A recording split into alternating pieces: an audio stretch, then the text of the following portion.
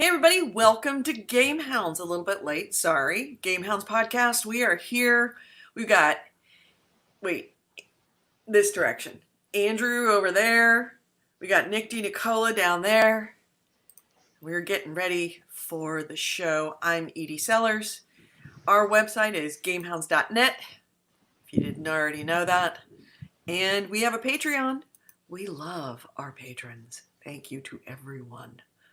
Makes this possible. Patreon.com/GameHounds.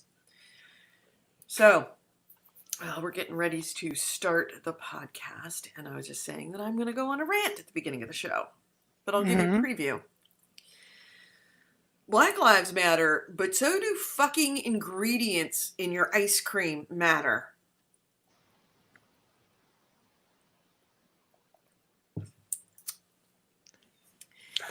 The pause break. Pause break. Yeah, ingredients Sure. matter. Do they? Yeah. Yes, they do.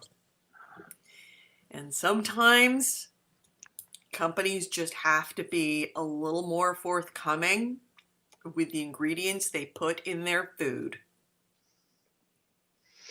Especially ingredients that are highly toxic to some people. Okay. Yeah, that makes more sense. Yeah. I'm on the warpath for Safeway Select ice cream. I'm calling it. Were there peanuts in it? Ah. Mint ice cream with peanut oil. And it just wasn't anywhere labeled. Oh, it was on the ingredient list, but you don't expect to have peanut oil in your ice cream. I have never had a reaction from ice cream before. In the ingredient list on the back in tiny font. In tiny font on the back, buried is vegetable oil, open parentheses, safflower and or linseed or whatever seed and or peanut. It's like that should be bold font on the fucking front of Mint Moose Tracks ice cream. It should be in bold font. May contain peanuts. I get it that you're not, I'm not going to get peanut butter cup ice cream. It says it straight out. There's going to be peanuts in it. But you do not expect that, and you don't do deep reading, especially these days. I mean, when I was a kid, I read everything because it was hidden everywhere.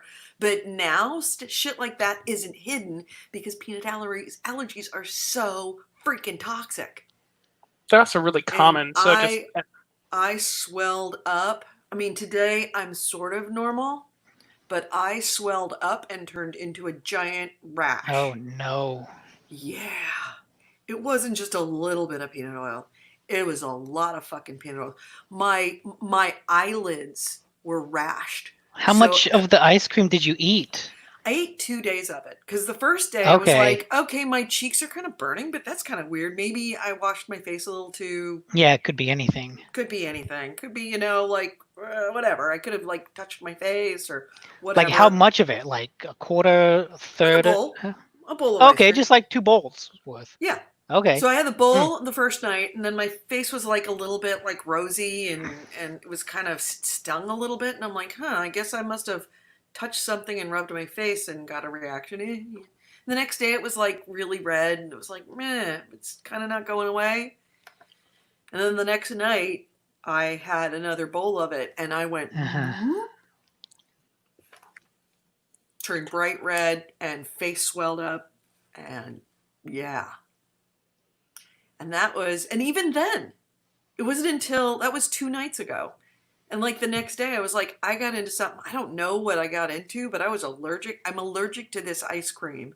And I'm figuring it's some kind of weird chemical. So I didn't even bother looking at the ingredient list. And then it was my friend who's a nurse practitioner who said, hey, what kind of ice cream was it? I'm like, Moose Tracks. It's this actually pretty delicious cream to menthe ice cream. So I guess I'm allergic to cream to menthe. And I didn't know it, or whatever they're using. And then he oh, you mean the peanut oil? Aren't you allergic to peanuts? Because it's got peanut oil. And I'm like, it doesn't have peanut oil in it. He goes, it says vegetable / peanut. And I was like, motherfucker. Went into the freezer, read the instructions or the ingredient list. Yep, peanuts in mint Moose Tracks ice cream. Not okay. Not okay. Even Kevin, who is Mr. like Mr. Don't worry about it. He's like, you really should write a letter to them. And I'm like, yes, thank you. Yeah. Because Yeah, I mean, they're lucky that, I'm surprised they haven't killed somebody. Seriously, because peanut allergies are notorious for, I'm a rarity in that I just swelled up. That's really the worst reaction I've had in probably 30 years from peanuts. And it would not surprise me if they kill one or more kids out of that, because peanut allergies in general, you're either okay with peanuts or you're deathly allergic. I'm one of the incredibly rare people that I am not deathly allergic, but I'm very allergic. And yeah, it was scary. I was like Benadryl, burp, burp, burp, burp, as fast as I could.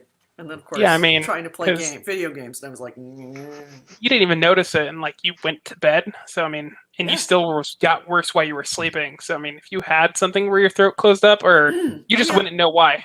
Right. Well, by the time that my face swelled up, I'm like, ooh, I need to take some Benadryl. So I took a heavy dose of Benadryl, which is what they would do in the emergency room. Mm-hmm.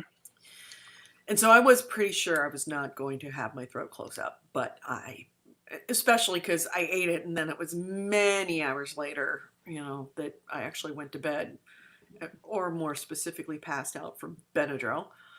And of course wrecked me for yesterday.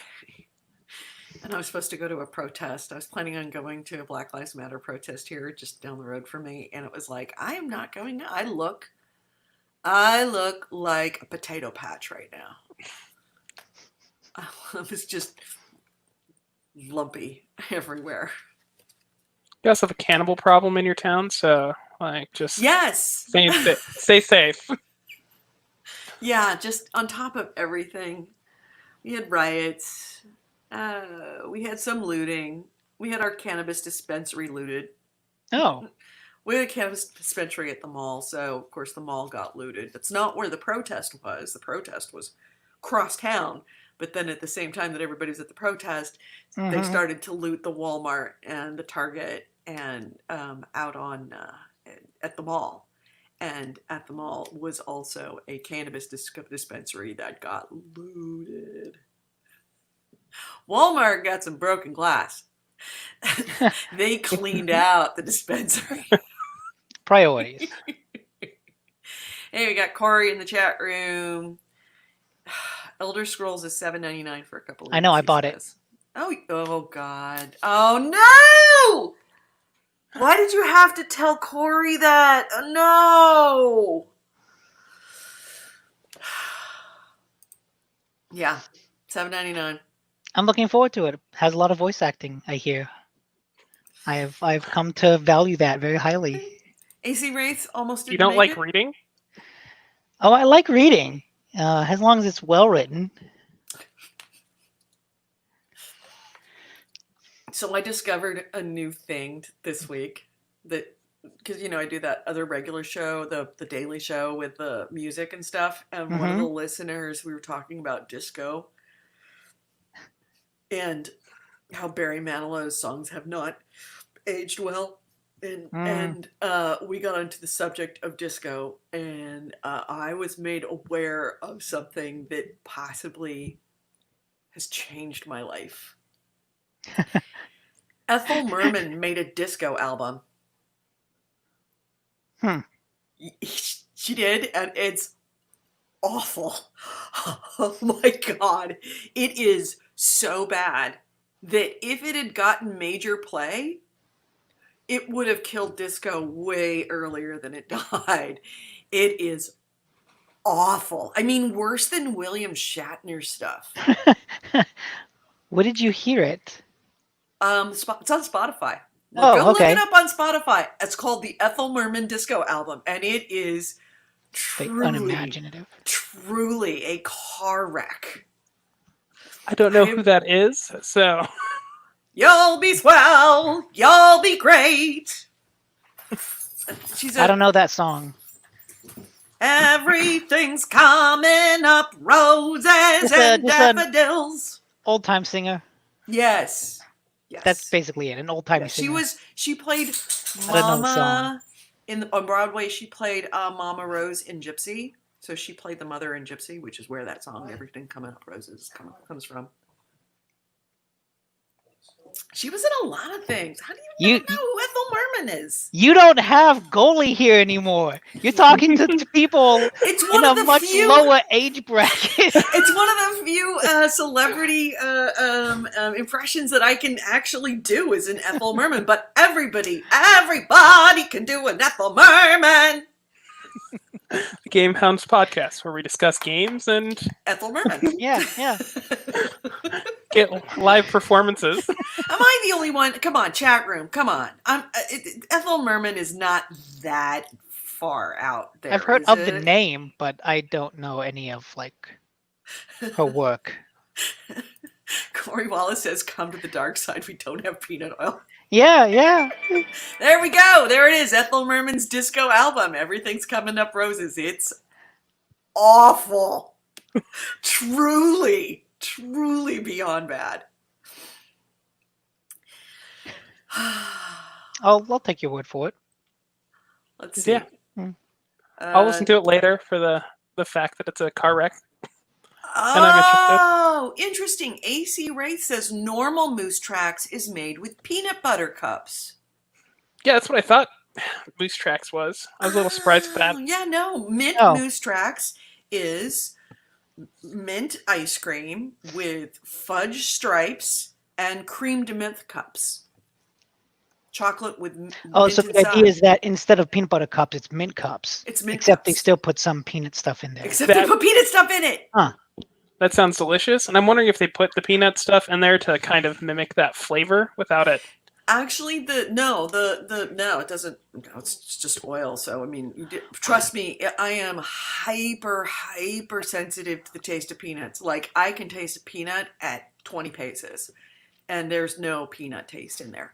The peanut oil is in the fudge stripes. Honestly, it sounds delicious, and I'm sorry you had a terrible reaction to it, but I want some. It was really good. So, Edie, shit, I already forgot her name. Thank you, my dear. What was Ethel Merman in disco? See, that's too far. That's out of my age bracket, out of my understanding. What Corey Wallace just mentioned, Garth Brooks' Goth album, that is some 90s shit that I know about. Okay, I've never heard Garth Brooks' Goth album. I have not either. How bad is it? But I haven't heard it. But I know Goth and I know Garth Brooks.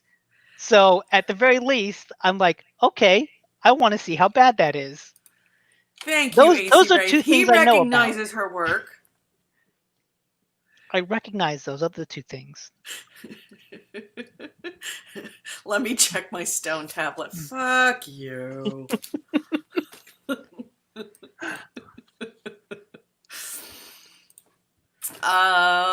So yeah, I guess we want to start the show. We've got our news and everything ready to go. Yeah. All right. That's right. I forgot we hadn't started. Yeah, I mean, I have a few news things. There's a lot of freaking news. Going to start talking about Final Fantasy in a second. Oh, no, we haven't started yet. But yeah, we haven't started. So go ahead and talk amongst yourselves. Ryan Stevenson said I'm 43 and I have no idea. I assume it's about who Ethel Merman is. Oh. People. One of the seminal voices of musical theater ever. Let's see. GameHounds. It is 548. Pop culture is one of those things that always seems so important when it happens, and it's like one of the fastest things forgotten. It hasn't in the decades that come. That's true. I'm terrible with names as is, so like none of that sticks ever. Oh no. Oh, just where us did now. Eva go? Oh, okay. We got rid of her. Yes, the podcast is now 20 times better. So Yeah, so at least 30%. okay, 30%. Okay, Shit. damn. She's back. Nothing. I am, No, yeah. I what? don't know what just. Well, I Hmm. hit I hit the main link to go back out to the front page of StreamYard, and that was bad. All right. Yeah, that's one of the nice things about, you're like, oh, you're so old. I don't know who Ethel Merman is. Yeah, fucker, your time is coming. Your time is coming. There's going to be a point in time where you go Garth Brooks Goth album and they're like, who's Garth Brooks? Oh, I'm sure. I have no doubts about Yeah. that. I'm under no disillusions about that. Yeah. All right. Although, Mhm. actually, to that, I'm just about of the generation where media companies start recycling all my childhood stuff for nostalgia bucks. Mhm. They won't do that for the 70s now, but they'll do that for me. So Right. all that stuff I grew up with, it will get reintegrated into the pop culture cycle and then just recycled endlessly and endlessly. When the songs that were like the songs that kept you sane in high school start getting used for car commercials. Oh, you mean like that Limp moment Bizkit? of when you're like, that's sacrilegious. Oh, I Yeah, remember like that the yeah, first Limp time. Bizkit in the car commercial. Yeah. No, I'm waiting for or someone to do a pop cover of Linkin Park songs. Mm-hmm. I'm Like sure that's been done. the first time I Yeah. heard Selena Gomez does Linkin Park. right when the song "This Is the Day," which is an incredibly depressing song, was used to sell M&Ms. And Kevin and I were like, what? Did anyone listen to the lyrics of this song? It's about like being depressed and wanting to kill yourself. M&M's And fixed that's that. why you eat M&Ms. Yeah. That actually seems like a perfect combination. Yeah, yeah. M&Ms are happiness. That's what I take away from that. Yeah, when they used Baba O'Reilly in a car commercial, that was when I almost broke my television set. The Who? Okay. Yeah. Who? See, I know them from CSI. Yeah, it's another one that hurts every time I hear it. All right, let's start the regular show. Oh, right. I also have to be done by 4 because I got to call my folks. Okay. If you're younger than 18 or are easily offended, please stop this podcast now. Oh, and your mom says to take out the trash and do your homework.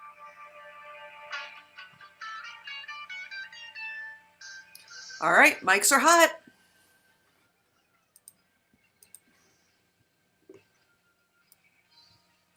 Hello and welcome to GameHounds. GameHounds episode 548. We are recording this on June 7th, 2020. I'm Edie Sellers.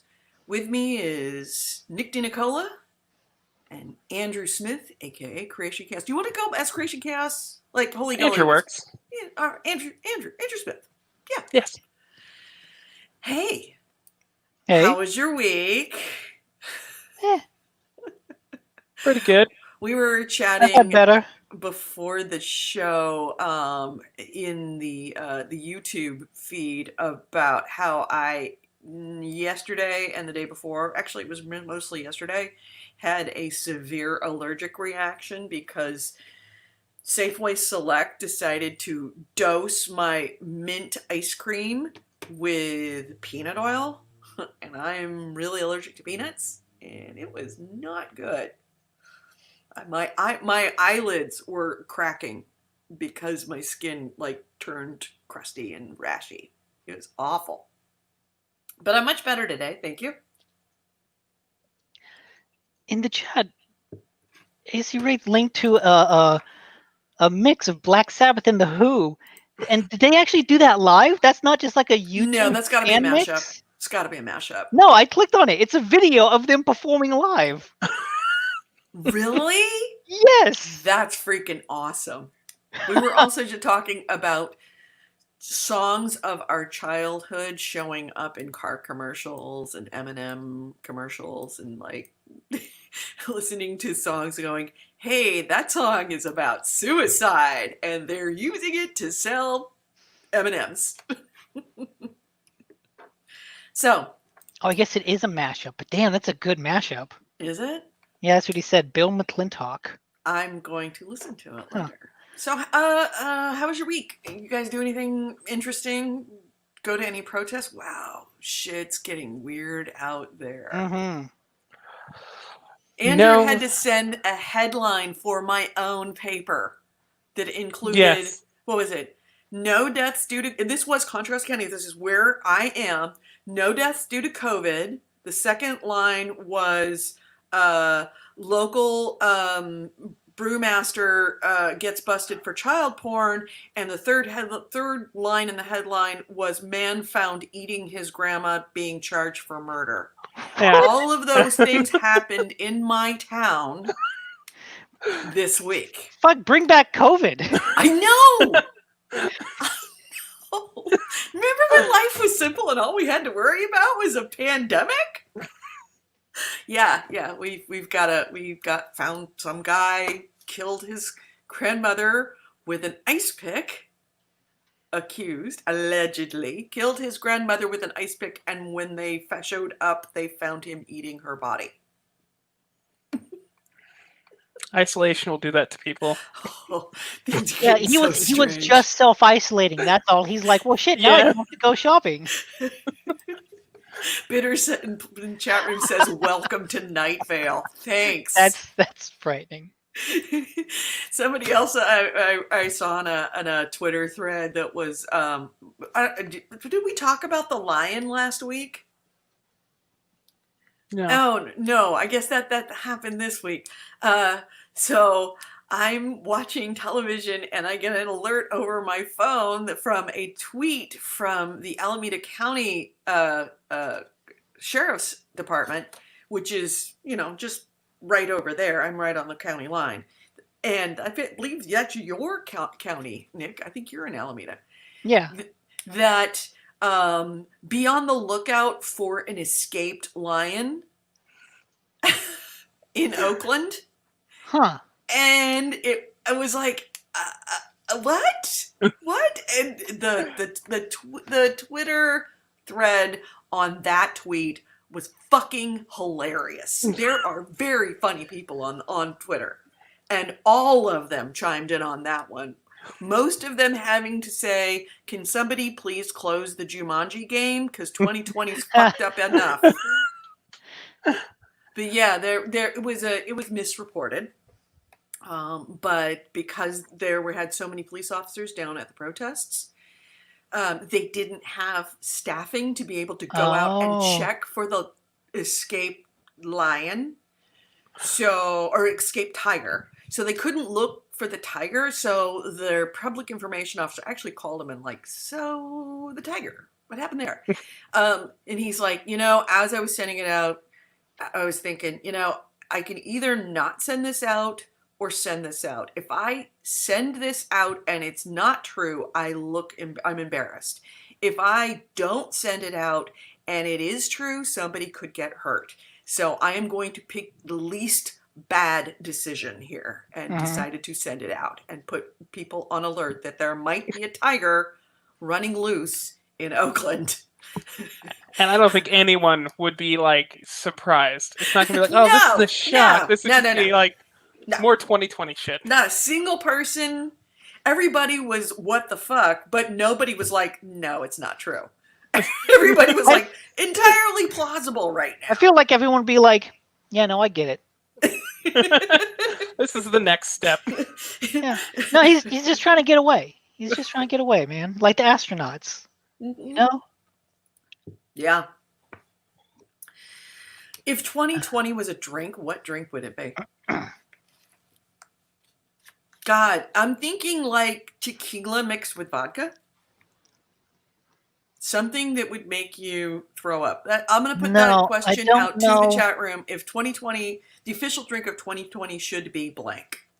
It was, I don't know what they mixed it with, but it was on a giant bomb stream a decade ago, like a long, long time ago, before they were with CBS. Yes. They did some sort of mixed drink, and I don't know what they mixed it with, but it was in a glass. It was clear, so any clear alcohol, and then they dumped nacho cheese in it. That sounds fucking awful. I distinctly, the reason I remembered after all these years is because it looked like a lava lamp. So there are drinks that do look like that. I forgot one in college that was like red, and then you dropped some like cream de cacao in it, and it just it looked like an aborted fetus in a glass. It looked horrible, but people, in college they ordered that stuff. Everclear probably in there. Yeah. Bleach. Bleach is the drink of 2020. Actually, that's very true. That is. That's the official drink of 2020. I think they did drink it. I'm pretty sure they did. I know at the very least Dan Reichert drank it because he's the one that made it, and it was before he was even officially in there, like on their hired by them. But I know it was Dan Reichert who did it. That consistency, if it was holding itself so that it looked like a lava lamp and you drank that, the consistency change alone would probably make me throw up. Like, you're drinking a liquid and then nacho cheese, and like, not just nacho cheese, but puking backwards. I guess, okay. It took me a moment. Bitter says the drink of 2020 is urine with feces in it. What is this? Est? Absinthe? Absinthe. That's what it's. Absinthe with raw egg and Tabasco.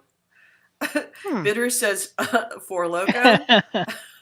Vice says Sharknado. That's next. That's going to be in July. Oh, fuck me. No. Oh, God. We already have the murder hornets. We don't need any Sharknado. Yeah, that plot line was dropped though like months ago.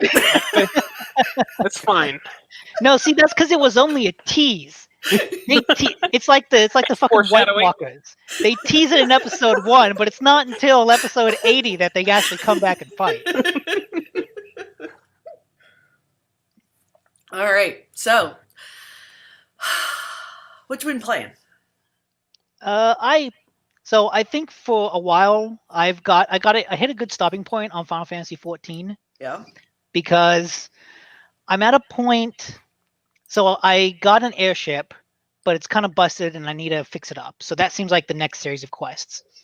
And I want to stop there because I know there's a big boss fight afterwards, and it feels like that's near the end game because that's the last primal I need to defeat. Mm-hmm.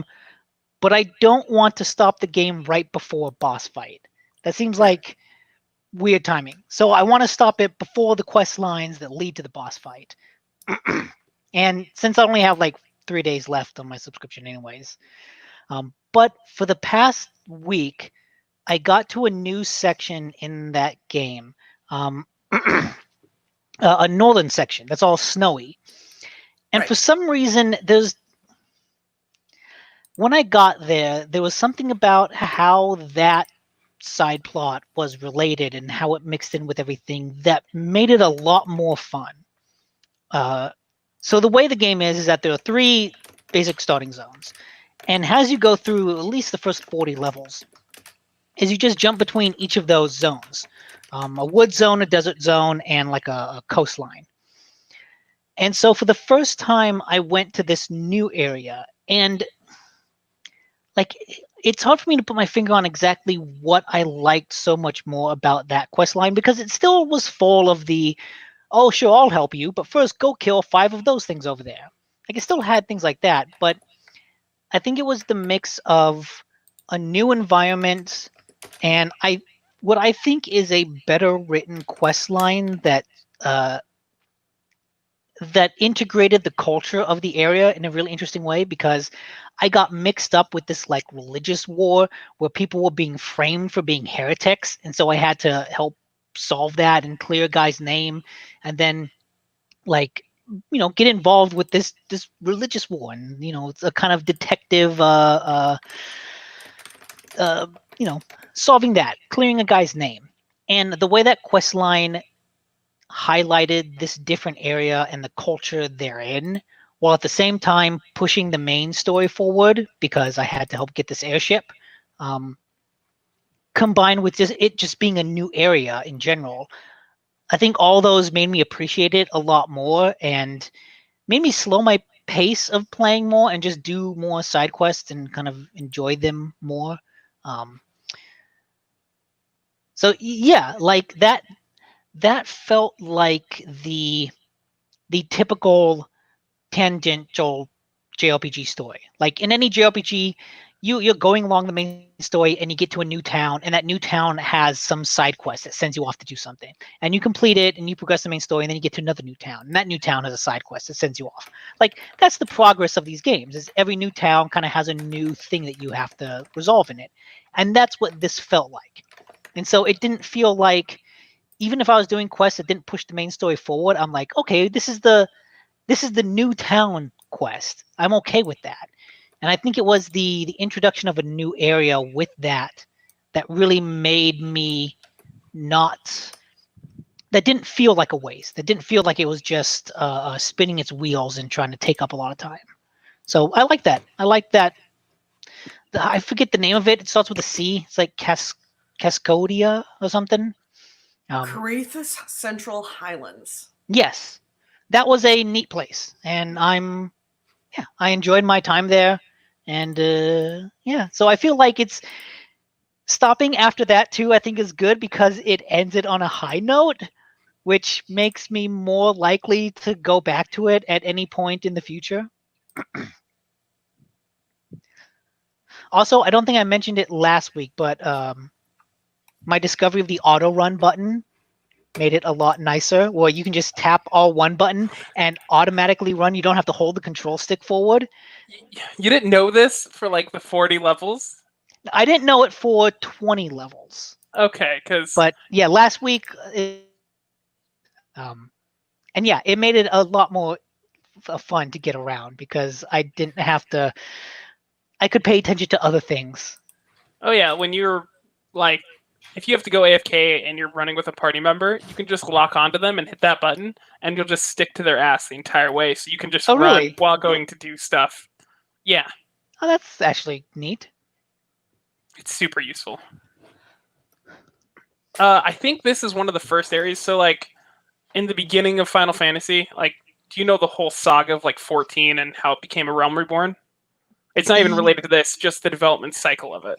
Yeah, like they put out Final Fantasy 14 and it turned out like it sucked. No one liked it. Yeah. And so they kind of went back and remade the game from the ground up and had like this big apocalyptic event, and then you get a Realm Reborn, which I think is interesting because, as far as I know, and you can tell me if I'm right or wrong, like everything that happened in that first version of the game is still canon, right? Like, yeah, because so much of this game is about the Calamity, which is like this big apocalyptic event that happened where the Warriors of Light saved everyone, but no one can remember who they were. And like the continent is trying to rebuild from this calamity. And I assume that calamity is the thing that destroyed the first version of the game. So there's actually a cutscene that you can watch that played at the end of the 14 life cycle the first time, and you can watch at the beginning of just when you log into Final Fantasy, and it's amazing. Essentially, there was the second moon, and they had a primal trapped in it, an elder one, and it was Bahamut. Oh, yeah. That was the that one. calamity. Buddy. Okay. That's so my yeah. dog. I never finished. So Bahamut comes back, but he's not in the way that you might think. He is in the game later, and he's actually a set of missions. You basically have to work your way down, crawling across his body. That's cool. He's asleep. essentially like he bursted all of his power out, and now he's dormant. Or at least that's what I had gotten. There are other things that I don't know because I never finished the storyline because it was right around the top end content when I was playing, and I didn't learn everything. But yeah, so you work your way down Bahamut, down this like crevice, and there's a whole story about Bahamut that works out later on, and that's why he's not here. I think Heidelin saved you, the giant crystal. She saved everyone, and she's kind of the reason for the amnesia. And this story takes place 5 years after that. So, have you dealt with the Garland Empire yet? Like, has that picked up yet? Like, I haven't fought them, but they've definitely been like hanging around in the background. So, once you deal with the last primal, like that story picks up, and you're dealing with an invading empire and fighting them off. That's what I figured. Yeah, because like we've kind of got like these two parallel stories, and it's like they're gonna meet up at some point, I assume. And the whole Bahamut stuff, that's a side quest as well. Like that's a whole it's as dense as the main story, like not as like as in content, but just kind of in quality. Is that still a part of Realm Reborn? Yeah, that's all new stuff. And to get back to this, a lot of the reasons the first one failed was because they focused way too heavily on graphics. Like I had heard an anecdote for it, like a vase had more polygons than a character model, or about the same. Oh wow! So that's why it ran terribly. Okay. Huh. That makes sense. I think with the beginning story, they had to take a bunch of pieces that were just there from the last game and all those writers, and then make a story out of it. And right when you kind of get past that into new areas like the Highlands, that's them taking over for themselves and making their own story. Okay, interesting. So it's like I got past the let's work with the pieces that we broke and into the let's start making something new. Yeah, and they can kind of tell their own story from there. That might be why there's kind of a shift. Well, then I guess that bodes well for the expansions and all that, because I liked this area and this story better, which is like, okay, maybe it's not as bad. Well, like take Heaven's Word is an extension of the Highlands, the place you're at now.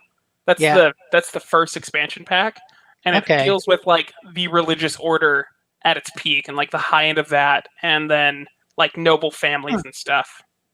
And that's all next, and then you get flying mounts in that expansion. Okay.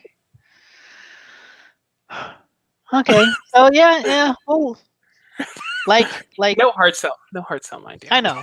I definitely not gonna up the subscription now because I've got other Final Fantasies and stuff. But like I said, it ended on a high point, and they actually, not to skip the news, but I read that they delayed the 5.3 patch that would streamline the main story, and that's probably due out sometime in July instead of June now. So it seems like a good time to stop and wait and move on to other things. I wonder what that's going to be like. I mean, I should just wait to that because I'm like way behind you guys. I haven't played Final Fantasy at all this week, so. Yeah, I hit 50. I haven't even hit the end of the main story, and I'm already 50. That makes sense. Like, I'm almost there, and I've been trying to stream. Oh no, he's gone. Nick, before. There he is. What? Okay, can you hear me? We lost you for a second. Okay.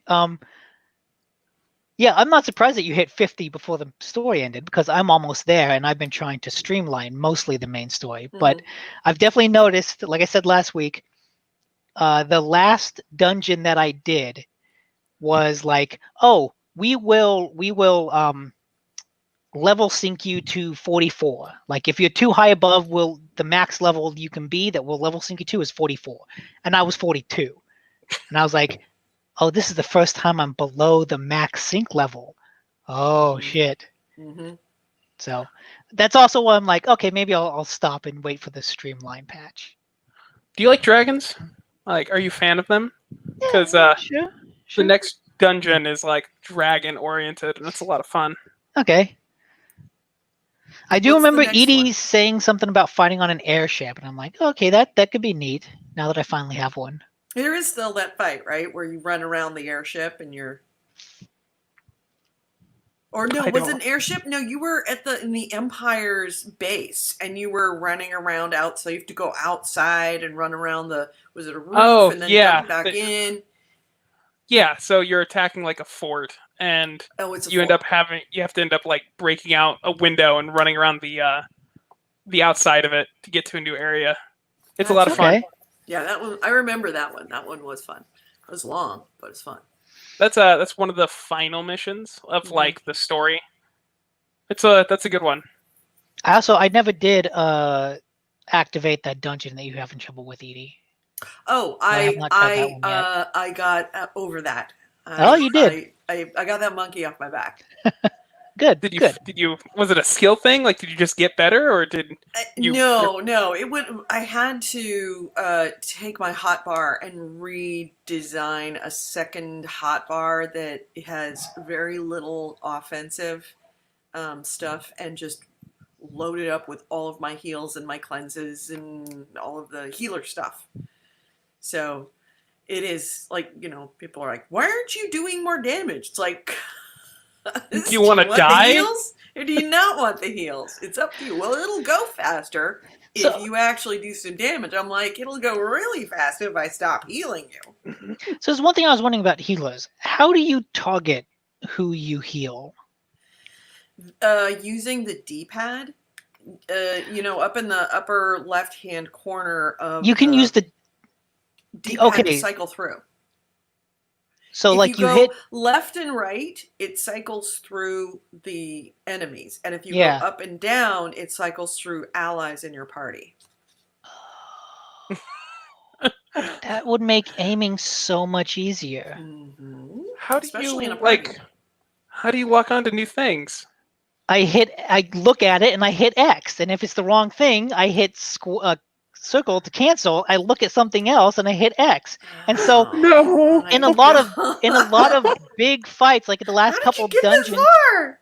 the last couple dungeons I've done where the tank has gone running in and got a huge group of enemies on them, I'm just like, X circle, X circle, X circle. Okay, that one looks right. Let's attack Oh that guy. god, no. Because as I was doing that, I was thinking like, this is a terrible way to aim. How do healers do this? How do they manage to do it so much better? Yeah, and No something wonder that, you hate the game. yeah. And something that is very helpful for healers is that, you target something and you hit X to lock onto it. Mhm. You can actually target something else and not lose that lock. Target for a single spell and then have it. So like I have the tank targeted all the time, but if Mhm. I need to throw a heal to a damage dealer or to myself, I can actually just target it without locking on, throw that one heal, and then the next heal will be on the locked on one. So it's like just a one-shot thing. So Same you with could throw multiple stuff very easily on a lot of things without losing your main target. Okay. Same with tank too, because like you engage something, you lock on, but like you're constantly if something else is getting hit, you can just throw out one of your hate grabbing moves and just keep it under control while staying locked onto your one target. Corey, you really have a problem. Corey Wallace in the chat room says, I hear there might be a dragon in the new ESO area. Well, Are there any dragons in Warframe? Yeah. so I won't be getting to the new area because I know they put out an expansion that's like Greymoor, and that was their recent one, but that's like $50. The version that's on sale for $8 was just like the base game and the Morrowind expansion. So apparently that's what I will be getting into. I kind of want you to stay on Final Fantasy now that you know how to play and Yes. properly target.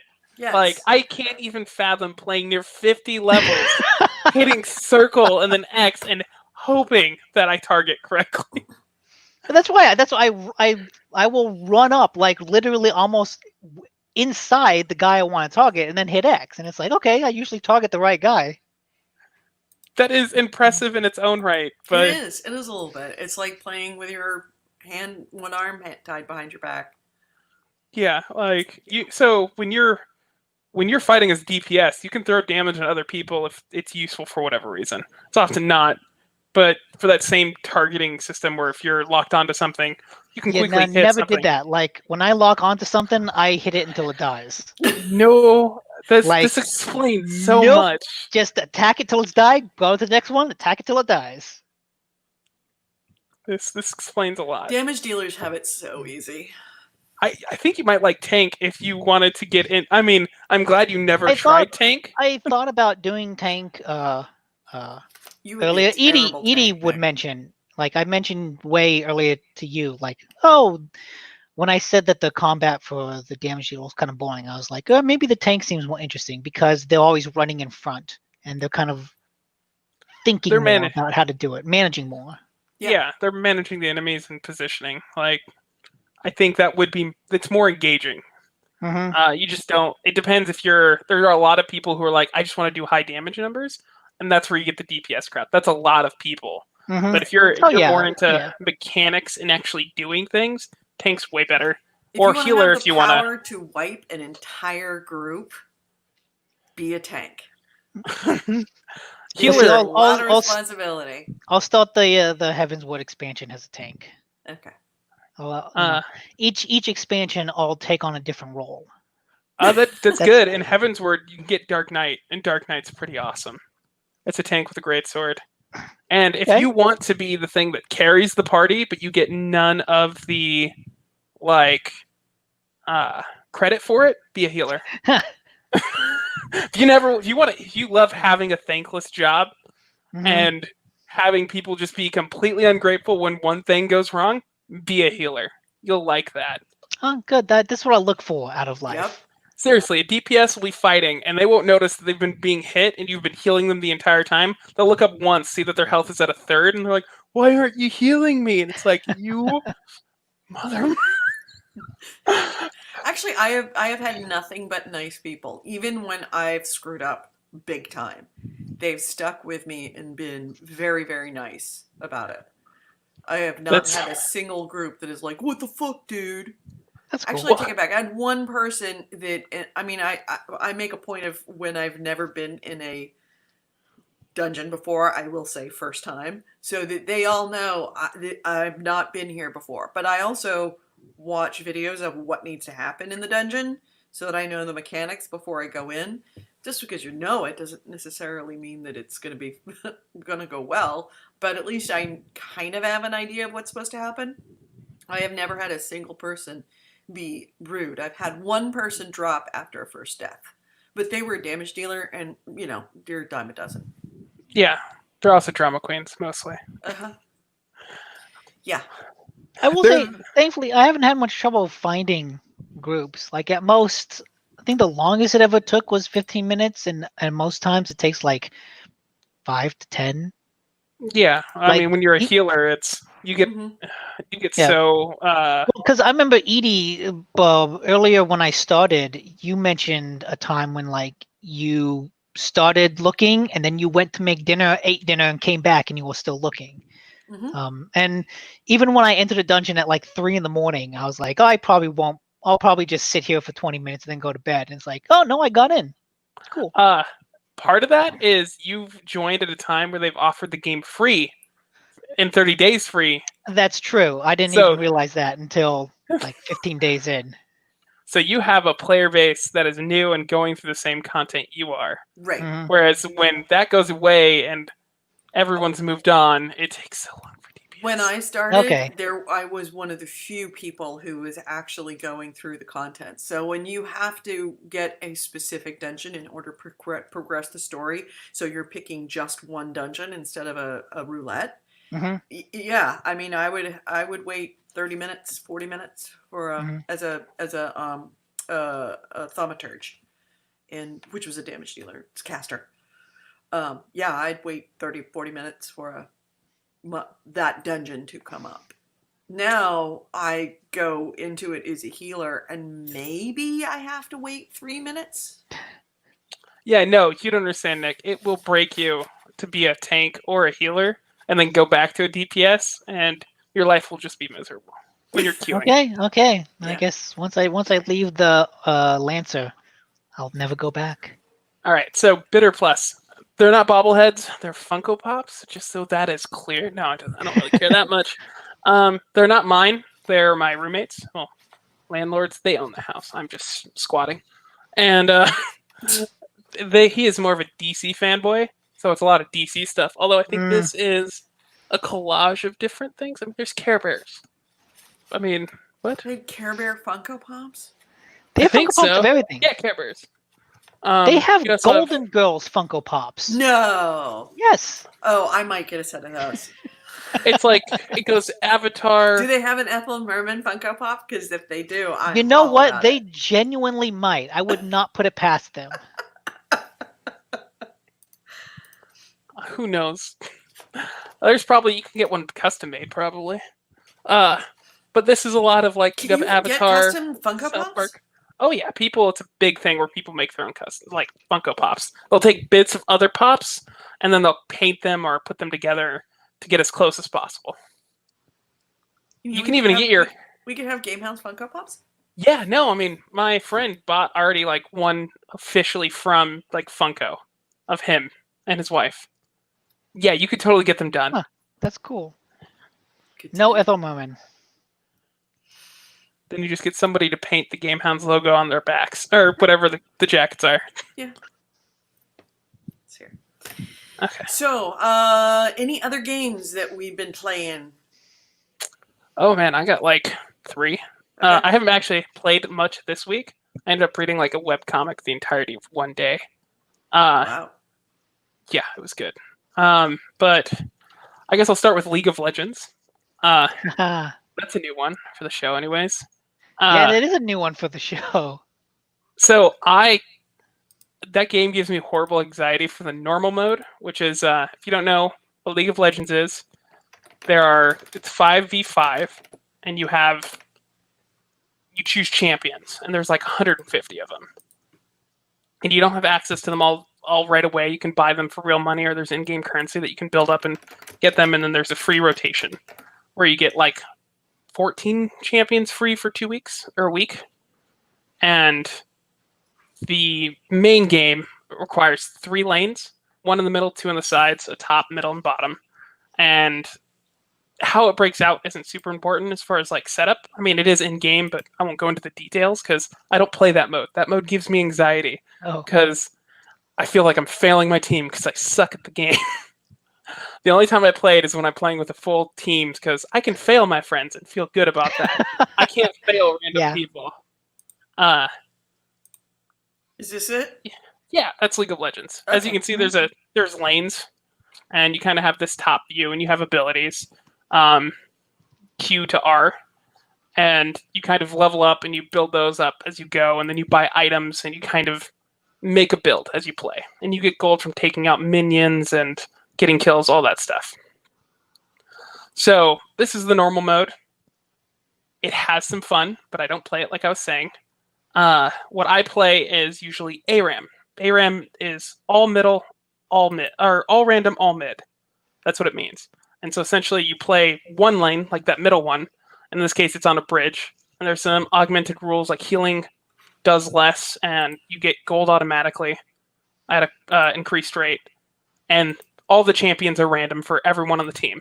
I don't mind playing that mode because if you're getting mad at somebody not knowing their champion that they didn't get to choose, you're being kind of a jerk. You're being toxic. That's the normal mode I play, but they have a limited time event called Earth, and it's essentially this mode. There's cooldowns on all your abilities. You have mana that you have to manage, stuff like that. Well, in Earth, you have unlimited mana, and the cooldowns are drastically reduced to the point that there is no cooldown. Like an 8-second cooldown is now like 1 second. 100-second cooldown is like 18 seconds. And you have unlimited mana, so you can just throw and spam abilities. And it is chaotic, and it is fun, and it is frustrating. That's what I've been playing occasionally with some friends is Earth. If you want to get into League, it can be super toxic. So just be aware of that. It is super competitive. I've never played ranked for that exact reason. My last roommate played a lot of League, And for a while, I was like, okay, I would watch that's not the international, that's Dota. I forget what the big competitive league name was, but I remember I watched that with him, and at a certain point, I was like, "Oh, I know what they're doing. I can see the strategy," and it was fun. I never wanted to play it, but I was like, I watched enough to be like, "Okay, I can see why you like this." Yeah, and I only ever play with friends. I never played this game alone. Like, Mhm. just never. I was playing Earth, and yeah, right. EC Wraith in the chat room says toxicity in League of Legends. Gasp. The one of the characters I enjoy playing in Earth, because again, there's like no cooldown, is a character called Leona, and she's basically stuns. That's her whole shtick. And so I just love seeing a person, and that is incredibly frustrating for people. It is great.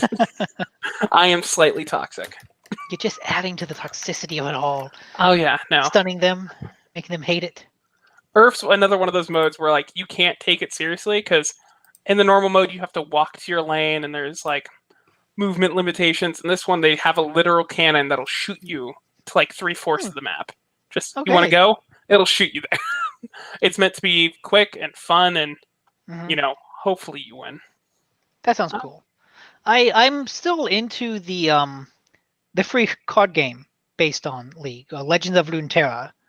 I mentioned that like several podcasts ago, and I still pop it open and play it a bit because there's like weekly challenges and stuff that you can play, and I still think that's a very well designed and well paced card game. And like I've played Hearthstone before, but I never quite got into it. I think this one is better designed than Hearthstone is. So yeah, even the League card game is pretty cool. So I've never played Legends of Runeterra. I haven't gotten into that at all. I know I'd probably be into it, but I did get into their auto chess. Do you know what that is? Oh yeah, I've heard about that. Yeah. Auto chess is a mode where they take the champions, but you have these hexagon grids, and you get these cards. You get 5 per round, and this is team fight tactics, by the way. That's what this is called. And you kind of have to make, like, you buy champions because you get gold every round. And if you get 3 of a champion, it becomes a level 2 version, and if you get 3 level 2 versions, it becomes a level 3 version. And each champion has 1 to 3 or 2 to 3 skills, so that if you get matching skills off champions, you'll get buffs. So you kind of make this build mid-game. And it's a lot of fun, but once you make the build and you kind of put them on the board, your enemy will jump in and you will fight, but you have no control over it. So it's just about placing stuff and kind of RNG and hoping things go your way. Because if someone gets knocked over or moved and suddenly their ability stuns everyone because just happenstance that happened, you could end up losing or winning. And then you get items in it and you kind of build up those characters. That one's a lot of fun. But yes, that's my League journey so far. Maybe someday I will grow a pair and actually play the real game and try ranked and all that, but I doubt it. Eh. I don't want to have heart problems. Yeah. Yeah, there's only so much stuff that you can do in your lifetime, and picking the right stuff is important to your mental health. Yeah, I swear it's rough. Yeah. So anything else? Yeah. I got into Monster Hunter a bit, and of course Warframe. The base game or the Iceborne? Iceborne. I mean, you kind of don't ever stop playing the base game. I mean, you get through the content, and you don't fight like the low ranked versions anymore. You fight master rank, which is the Iceborne level of them, but you're still fighting the same monsters. Okay. And that's giant kaiju simulator, like fighting. Like that's all you do in it. You kind of get a mission for a monster that you want to hunt, and through the main game, as you're going through it, you just kind of follow the storyline and you do side quests. There's a little job board that allows you to work through kind of a checklist. But the whole point of the game is to fight stuff and get better gear. And to do that, once you kill a monster or you capture him, you'll get parts. and you kind of work up monsters, gaining more and more strength. And you got a bunch of the different gameplay mechanics comes from the different weapons. For instance, this guy right here, I think, is longsword, giant katana. Um, the weapons don't have a lot of combos per se, but there's a lot of skill in what is there, and there is a lot of depth to it. It becomes a lot about recognizing patterns from the other monsters and working around that. Like there's some videos out there of a group of people called Team Darkstar where they've played the game so much they've recognized the script and how to force certain actions. So they're basically like gods. And you it's watch like Neo in the Matrix. Yes, no, like they did not get hit on one of the hardest creatures at all, even slightly, and it was two people and they were essentially in sync on all of their actions.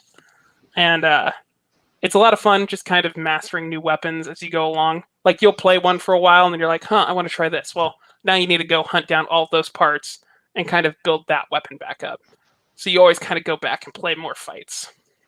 I remember this is a lot, and I played a bit of Dauntless, which I remember we played at PAX ED, and we played a bit when it came out, which was like, it's just Monster Hunter Light. Like it's the exact same format, the exact same pace and structure, just with fights that last, 5 to 10 minutes instead of what some of these ones can last. And it's not open world, but it was just like, I remember enjoying that. Just the combat was interesting, the weapons were interesting, and seeing it now is like, I remember Dauntless. Dauntless was actually a very well-made Monster Hunter Light. Yeah, I mean, I played Dauntless as well, and that's a great way of putting it. I mean, I played Monster Hunter, so the illusion was ruined a little bit for me, because it is Monster Hunter Light. The depth of mechanics and kind of, it just wasn't there like it is in Monster Hunter. At least to me, I never got very far, so that may have changed. Like, for instance, each piece of gear, like the equipment you have on, has skills or gem slots. Most of the time, both. And gem slots are gems are essentially just skill as well that you can kind of customize and put on your items instead of just what it comes natively with. So you end up like mixing and matching pieces of gear to make certain sets to emphasize attack, defense, special abilities. Like if you're ranged, you can get better arrows, stuff like that. For instance, the reason I went back and played is because I have a build that's all support, and whenever I use a potion or use an item, the teammates get it. So I'm going into low-level areas, and I'm just kind of watching the teammates, seeing if they get hit, and if they get hit, I drink a potion for them. And I have it set up so that I have 75% chance not to use items when I when I use them. So I'm just having unlimited items, carrying people, and kind of watching and having fun. That's cool. But yeah, that's been my Monster Hunter so far. And then, of course, Warframe, which is mostly just doing weeklies and dailies and stuff, but I won't get into that. Edie still has yet to log on, but... I haven't done it. She will one day. I have not. They currently have... There are these sets of like mini stories that they come out with called Nightwaves. And they're on their third one, and it's a mystery about somebody who killed a person and turned them into glass. And you kind of have to get clues, and I haven't touched it, but it's kind of like a battle pass in that if you complete the weeklies, you'll get a tier of rewards that you can see beforehand as you get points. And that's been pretty fun. That's kind of what keeps you coming back. And they have their own story that's new every time they have a new Nightwave. That's not like intermediate Nightwave, which is between main ones. No, it's going to be PS4, just so that's clear. Yeah, it's probably going to be. It's definitely going to be PS4. Pardon me. I don't really have a PC that would be something I could play a game on. That, like, competitively. I mean, like an action game. I could play Anno 1800 on my laptop, but nothing else. But yes, Blitter Plus, the third one is out, and it's been out for a little while, so you may want to catch up. That's kind of what keeps you coming back week to week, though. There is other content, like they come out with new frames, stuff like that, and I'm still working on getting to the point where I'm doing Railjack, which is the personal ship missions. But that's just taking a lot of time because the resources for that's kind of hard to get. Yep. All right. So we ready to hit news? What did you play? Yeah. Final Fantasy. More That's all I 14. played. So you're not going through the main story. You're just doing side quests and dungeon I roulette. am going through the main story. I've actually, because Okay. I realized you were ahead of me, I've actually been hitting the main story, but I've also been doing a lot of dungeons. I've also been leveling up my, was it Eternal Flame, Sacred Flames, whatever it is, the Grand Company.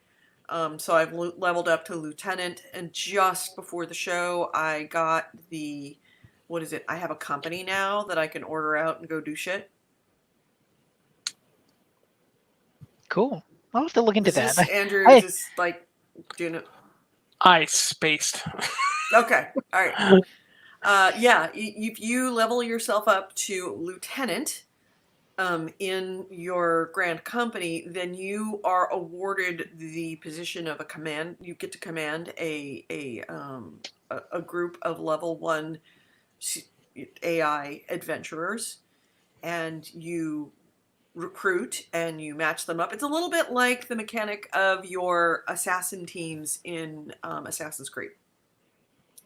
That you're the commander of a unit of 4 adventurers, and you send them out to go do stuff. You pick the job for them, you tell them to go out and do it, and they'll come back in anywhere from an hour to several hours to maybe even a day. I don't know. I've just got that today. I've also been leveling up my cooking skills, my crafting, all my crafting skills, and my gathering skills. So I spent yesterday, that's all I did, was just level up my botany skill. I never got into crafting. Even back when I was playing heavy, I never got very far with it. It's been very lucrative. I'll say that. It's been very lucrative for me. Something I did want to bring up to Nick that I completely forgot about. So outside of the main story stuff, later on you unlock an area called the Golden Saucer, which is literally just like a casino. It's a bunch of gambling I've actually stuff. been in the casino. I didn't do anything. I got there and it was like, nah, and then I just totally forgot it's there. But yeah, there's a casino in there. Yeah, I keep seeing that on the map. I can get there from the desert place, and I've just never. The story never took me there, so I never went there. But right, and I've been, now that I actually have some money, I can actually go to the casino, because before it was like I had 10,000 gil, and it was like, yeah, I'm not gonna. I need that now. I've got like. no, okay, I should go there to spend it. I have like 200,000. Yeah, I've got about that. Huh. And then there's this game mode.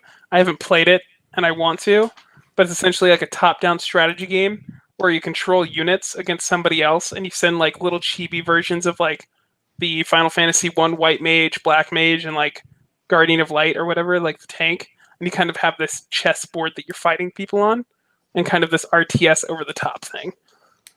That's that in I kind of Final Fantasy 14? Yes, I don't even know what it's called, Sounds but neat. I really want to play that mode. It looks fun. Yeah.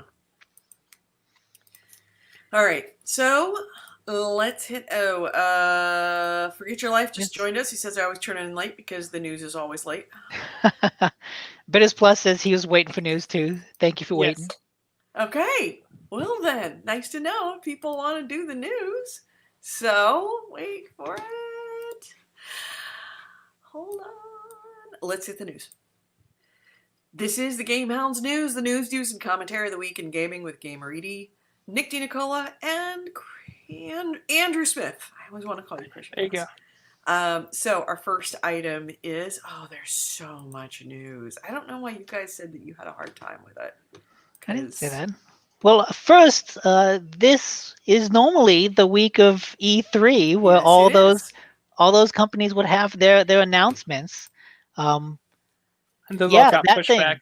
Except, that banner is completely out of date because almost every single one of those has been pushed back. At least that banner is accurate. You updated them? them all. I have updated almost everything. Well, first, everything was delayed because of coronavirus and Mhm. COVID. So then everything kind of split up and they made a bunch of announcements, including Sony making an announcement that it was supposed to reveal on the 4th. And then shit happened on the 4th and they were like, yeah. So it's indefinitely on hold. The big announcement that we talked about last week that Sony was going to reveal a bunch of games, the PS5 presentation is on hold, to be determined, no date at this point. Mhm. So the one that is still very soon is the IGN Expo, which is like their stream of a bunch of let's plays, speedruns, and then game reveals. Was originally on the 5th, and it's been delayed to the 8th, which, as of this streaming, is tomorrow. Mhm. So it'll be interesting to see if they still keep to that, because that would actually be then the first of these events to happen. Right. Actually, right. Technically, it would. Well, actually, the first of these events to happen is that there's a new set of events called Guerrilla Games, which is featuring Or the Guerrilla Collective. Guerrilla Collective, which is featuring Black developers, creators, designers, and they actually had a live stream this morning, and they're also set another one for, I believe, the 8th. Let's see, Guerrilla Collective Live is June 13th. So they're having a second one on June 13th, which I think is great that finally someone is saying there's too many white men in gaming. Why are there not more Black voices in gaming? So that's happening. Yeah, it's disrupt is the word, and for better or for worse, you may hate it, you may love it. I'm actually a fan of all of this being disrupted, and because all that information will come out eventually, we can wait a couple of weeks to hear other more important issues out there, but that's just me.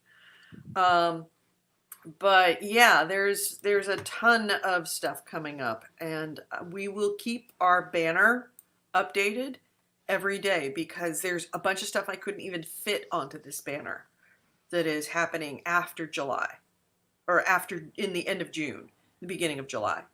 So I just picked the ones that A, were soonest, and B, high importance. It's one of the reasons why I left Cyberpunk 2077 there. They delayed. They were originally on June 11th. No, EA Play delayed. EA Play, I think, was on the 11th, and now it's been set to the 18th. Yeah. So all of these numbers are fluid as fuck right now. Because who knows what's going to happen next week. It's Jumanji, dude. We could have pterodactyls any minute. Which I imagine, too, it's also easier to reschedule these things because they're streaming events. Oh yeah, So it's not like they had to rent Right. a space and build sets and all that. Like the overhead is much smaller, and so it's much easier to just move it around as they see fit. Absolutely. A lot of it's probably pre-recorded, as is. Like this could all Yeah, that's be true done. too. It's all just a video file. Yeah, so I mean, it doesn't matter when they play that.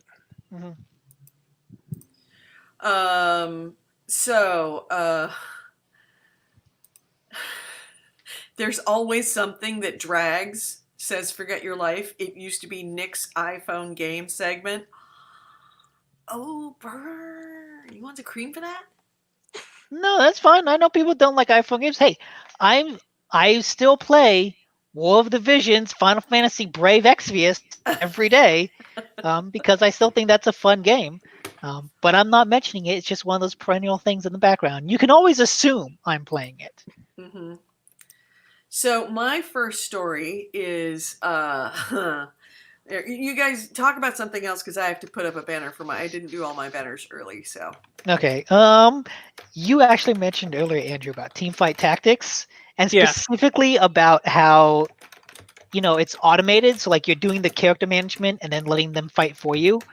That's one of the specific things I like about the Final Fantasy game is the fights are so, like, most of the fights are easy. And so for the most part, the game is about building up the characters and then throwing them into these easy fights to kind of grind resources.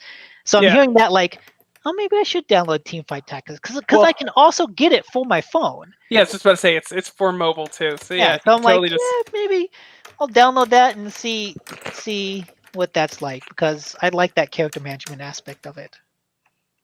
well, And also, I haven't been talking about a lot of phone games because I just haven't found many that were super good. I think I mentioned it before. I canceled the Apple Arcade subscription because there just wasn't enough coming out for it. so I don't know if it's on iPhone, but have you played a phone game called Arturo? Arturo? Yeah. I So feel like I've heard it before. it's been out for a while, but it's a pretty fun phone game. So until Edie tells us to stop, I'll go into that. All right. No. I'll start it now. Wait, so how do you okay. spell it? How do you spell it? Archer and then O. Oh, Archer? Yeah, and then with an O. Arturo. Okay. Yeah. Okay, I'll look this up. all right. Oh yeah, it is on the App Store. There it is. So here's my first item. Did you hear the story about how Take-Two fucked over Star Theory? Yes. Oh, holy shit. It came out in Bloomberg and then it just got picked up by everybody. So here's the story. Kerbal Space Program 2 was being developed by... Take-Two has the rights, and Take-Two made a contract with a small developer named Star Theory to develop Kerbal Space Program 2. And they were going along...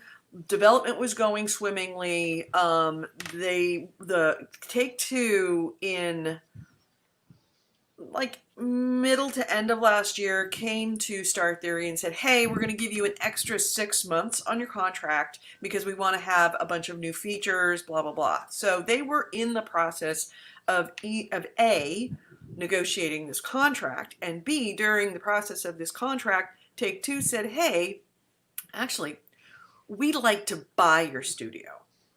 We want Star Theory to be a property of Take-Two.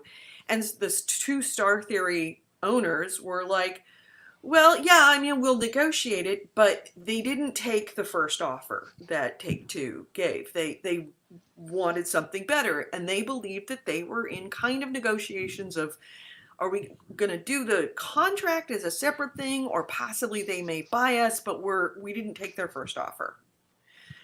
So December 6th, all of the people working at Star Theory get a message via LinkedIn from Take-Two saying, hey, we'd like to hire you for Kerbal Space Program 2 because we're not going to renew the contract. Didn't come to the owners.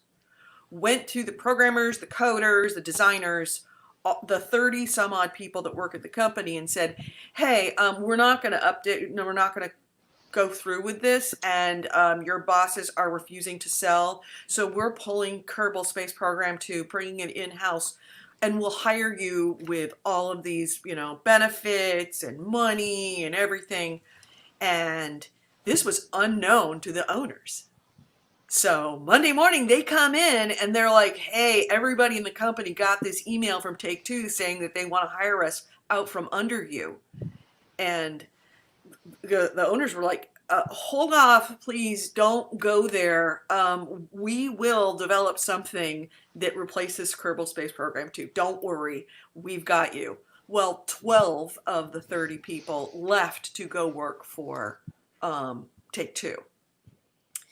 So this is in December, and so there was half the company now left, and they were begging people not to take the job and saying, all right, go home, take a couple of weeks, bring us back some ideas for a game. We're going to put out a game, but we need to very quickly start spitballing what it's going to be. You go home and go do it, and we will pitch it at GDC. And we will get investment, because that's what GDC is sometimes a lot of, is that it's a developers conference. You show something, and then that's where you get, hopefully, the investment to take that game all the way forward. And then coronavirus came. And Star Theory is no more. Everybody in the company either lost their jobs completely, or they were went to Take-Two and said, hey, we'll take you up on that job offer. But essentially, they didn't take Take-Two's offer, so Take-Two moved in and stole every single member of the company, well, I should say half the company, and caused Star Theory to go under. Yeah, just poached them. Just poached them. Yeah, that's And Take-Two and is the owners bad. had no clue, didn't find out about it until they just the Take-Two went behind their back and contacted everybody by LinkedIn and offered them all jobs and told them that they're not getting the contract. Take-Two has been kind of notorious for just having terrible business practices, so it's not surprising. Like the whole Alien Colonial Marines thing, where they siphoned money from that to go into Borderlands 2, and then they just let that whole thing go to crap. Yeah, that is Take-Two. Gearbox is Take-Two. Then they took over Evolve, and that kind of ran into the ground. Take-Two is not a good company. Take-Two is not a good company. So yeah, if you want to read the whole article, you can. There's a story over on Bloomberg that is well worth the read. I hope that there we go. There it is. There is the whole greasy story in gory detail of how Take-Two just we're going to make you an offer that you can't refuse, and that offer is, we want to buy your company, and if you say no, we will destroy your company. Horrible, horrible thing to do. I mean, I don't blame the developers who took that offer, because they're going to a relatively stable company. Yeah, well, it's just, it's the idea of, shit, if I don't take this, suddenly the company I'm at is going to be unstable and possibly fail. It's that hard decision but they of had like to fuck over the two people who didn't get a job offer were the two founders of Star Theory. Well, that's what makes it tough. It's like, stability or screwing over your coworkers. Yep. And they knew that they were going to lose their one project that they had, though. I mean,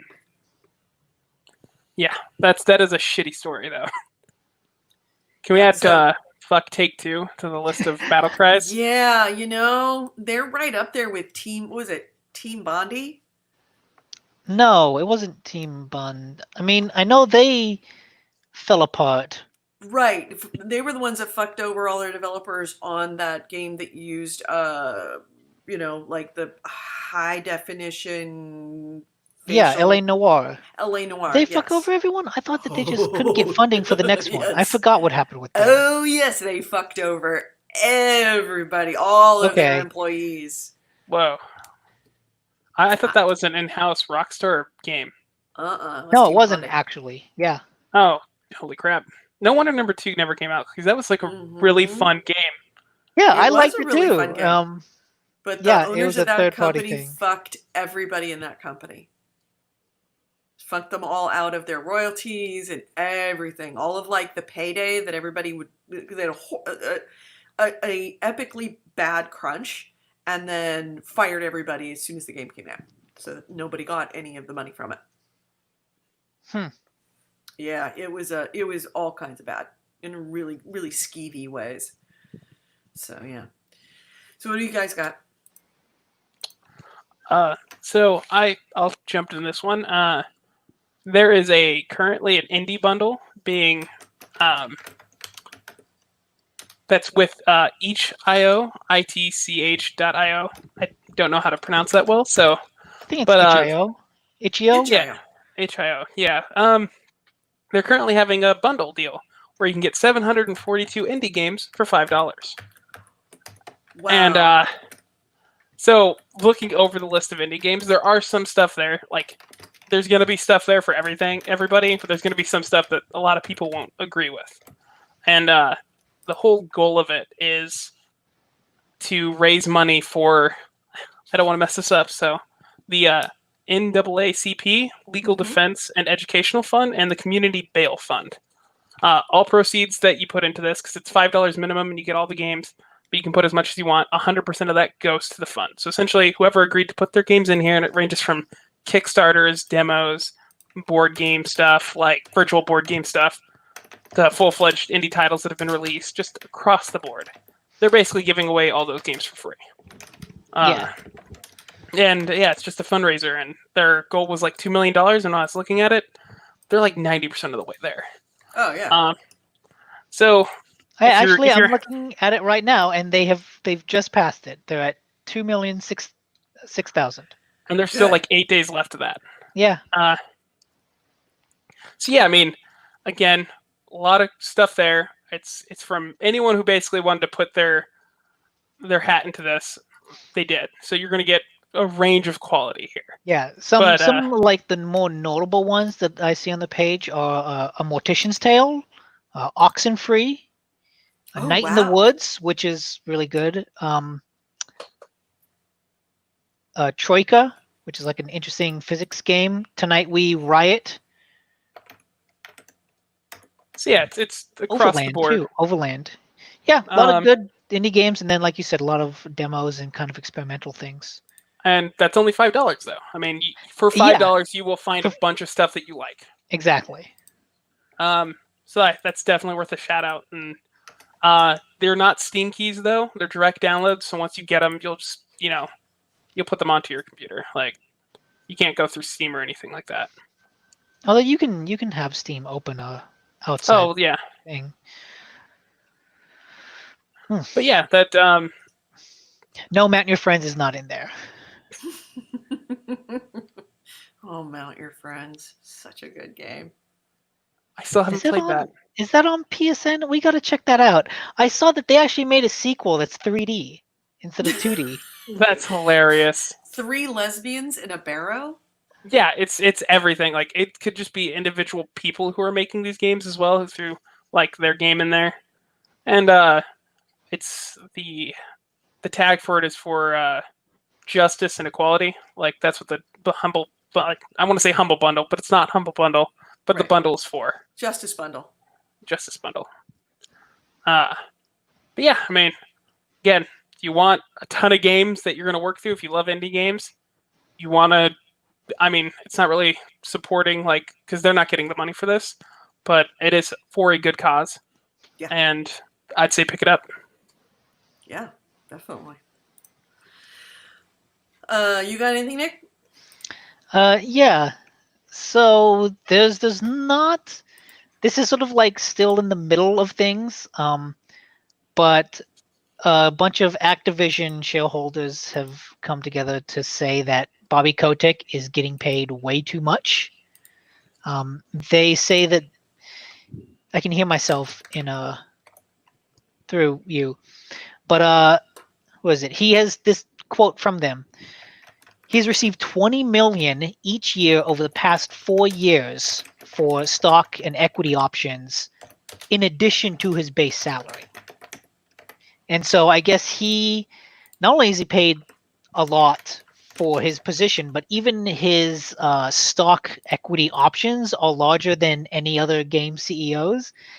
And compare that to, Activision, like I think it was 6 months ago that they fired a bunch of people at Blizzard. They fired like 800 people. Mm-hmm. That it's like, hey, this guy is getting paid too much considering that a lot of your low-level workers can barely make ends meet in the expensive cities that they live in. And then Activision has responded with a statement that basically defends that by saying that Kotick has increased their shareholder value by a lot during his tenure. And that's kind of where we are now in the situation is, group of people say, hey, he's paid way too much. Activision comes out and says, no, he's not. So Yeah. it'll be interesting to see where it goes from here. And on top of that, he freaking lies too. Was there something about his private jet and he got busted for claiming on his private jet incorrectly? Uh-oh. We're going to have a dog howling. Oh! Oh! I found another cannibal. Oh, jeez.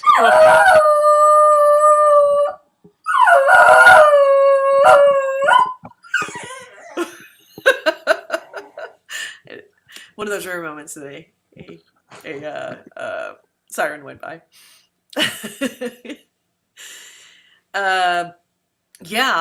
Bobby Kotick is not a nice person on a lot of levels. He is the epitome of just everything that people hate. Truly. Especially about like high-level Smug, CEOs. entitled.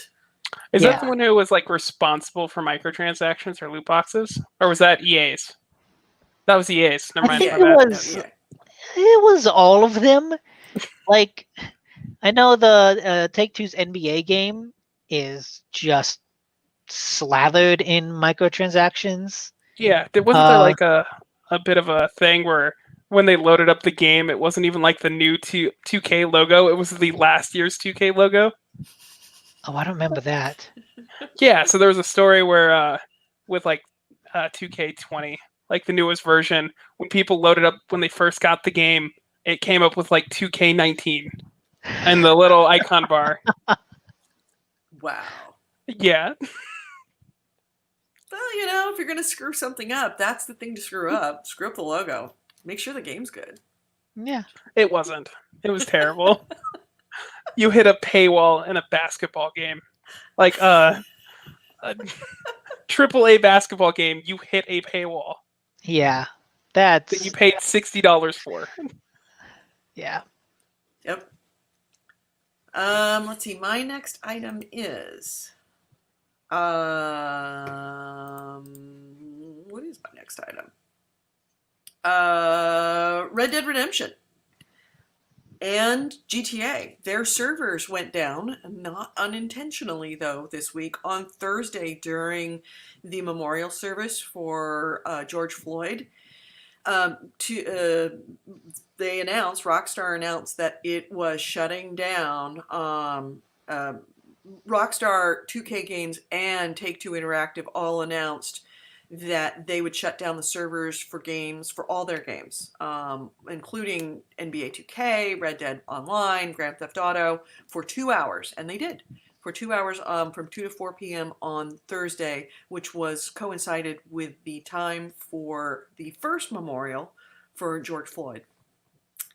And I don't know if this seems super different, but this time, I mean, we've had these kinds of calls for justice and, protests and also riots and looting, but also a lot of protests before. But this time feels different.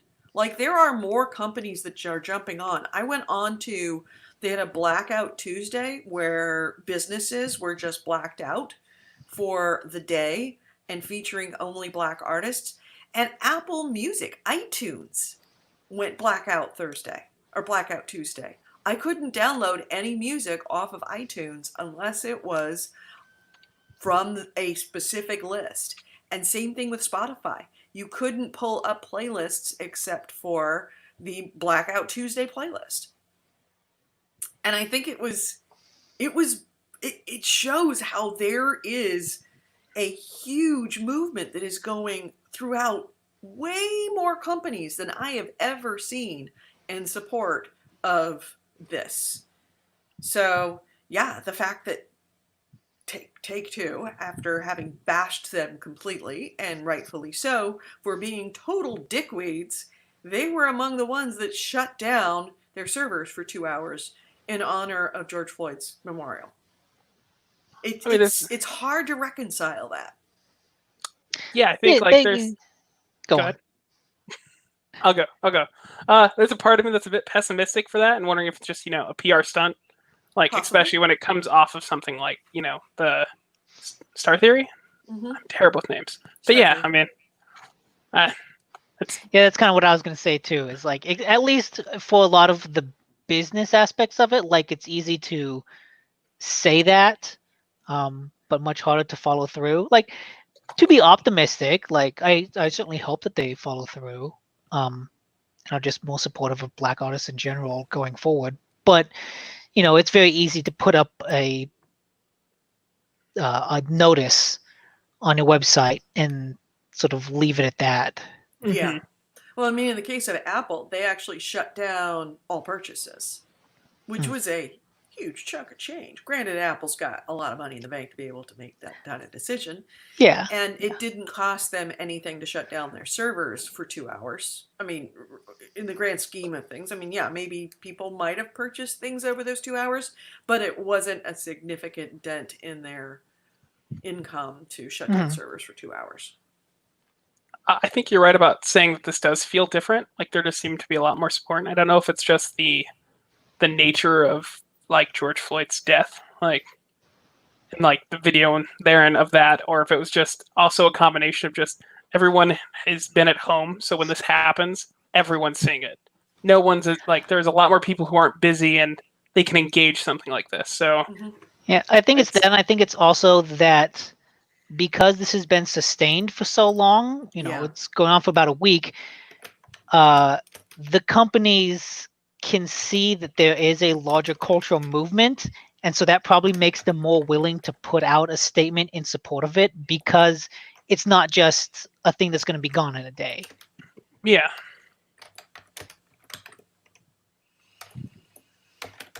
And in the chat, Coy Wallace mentioned that I guess the ESO release of Greymoor was bumped back a day for Floyd's memorial.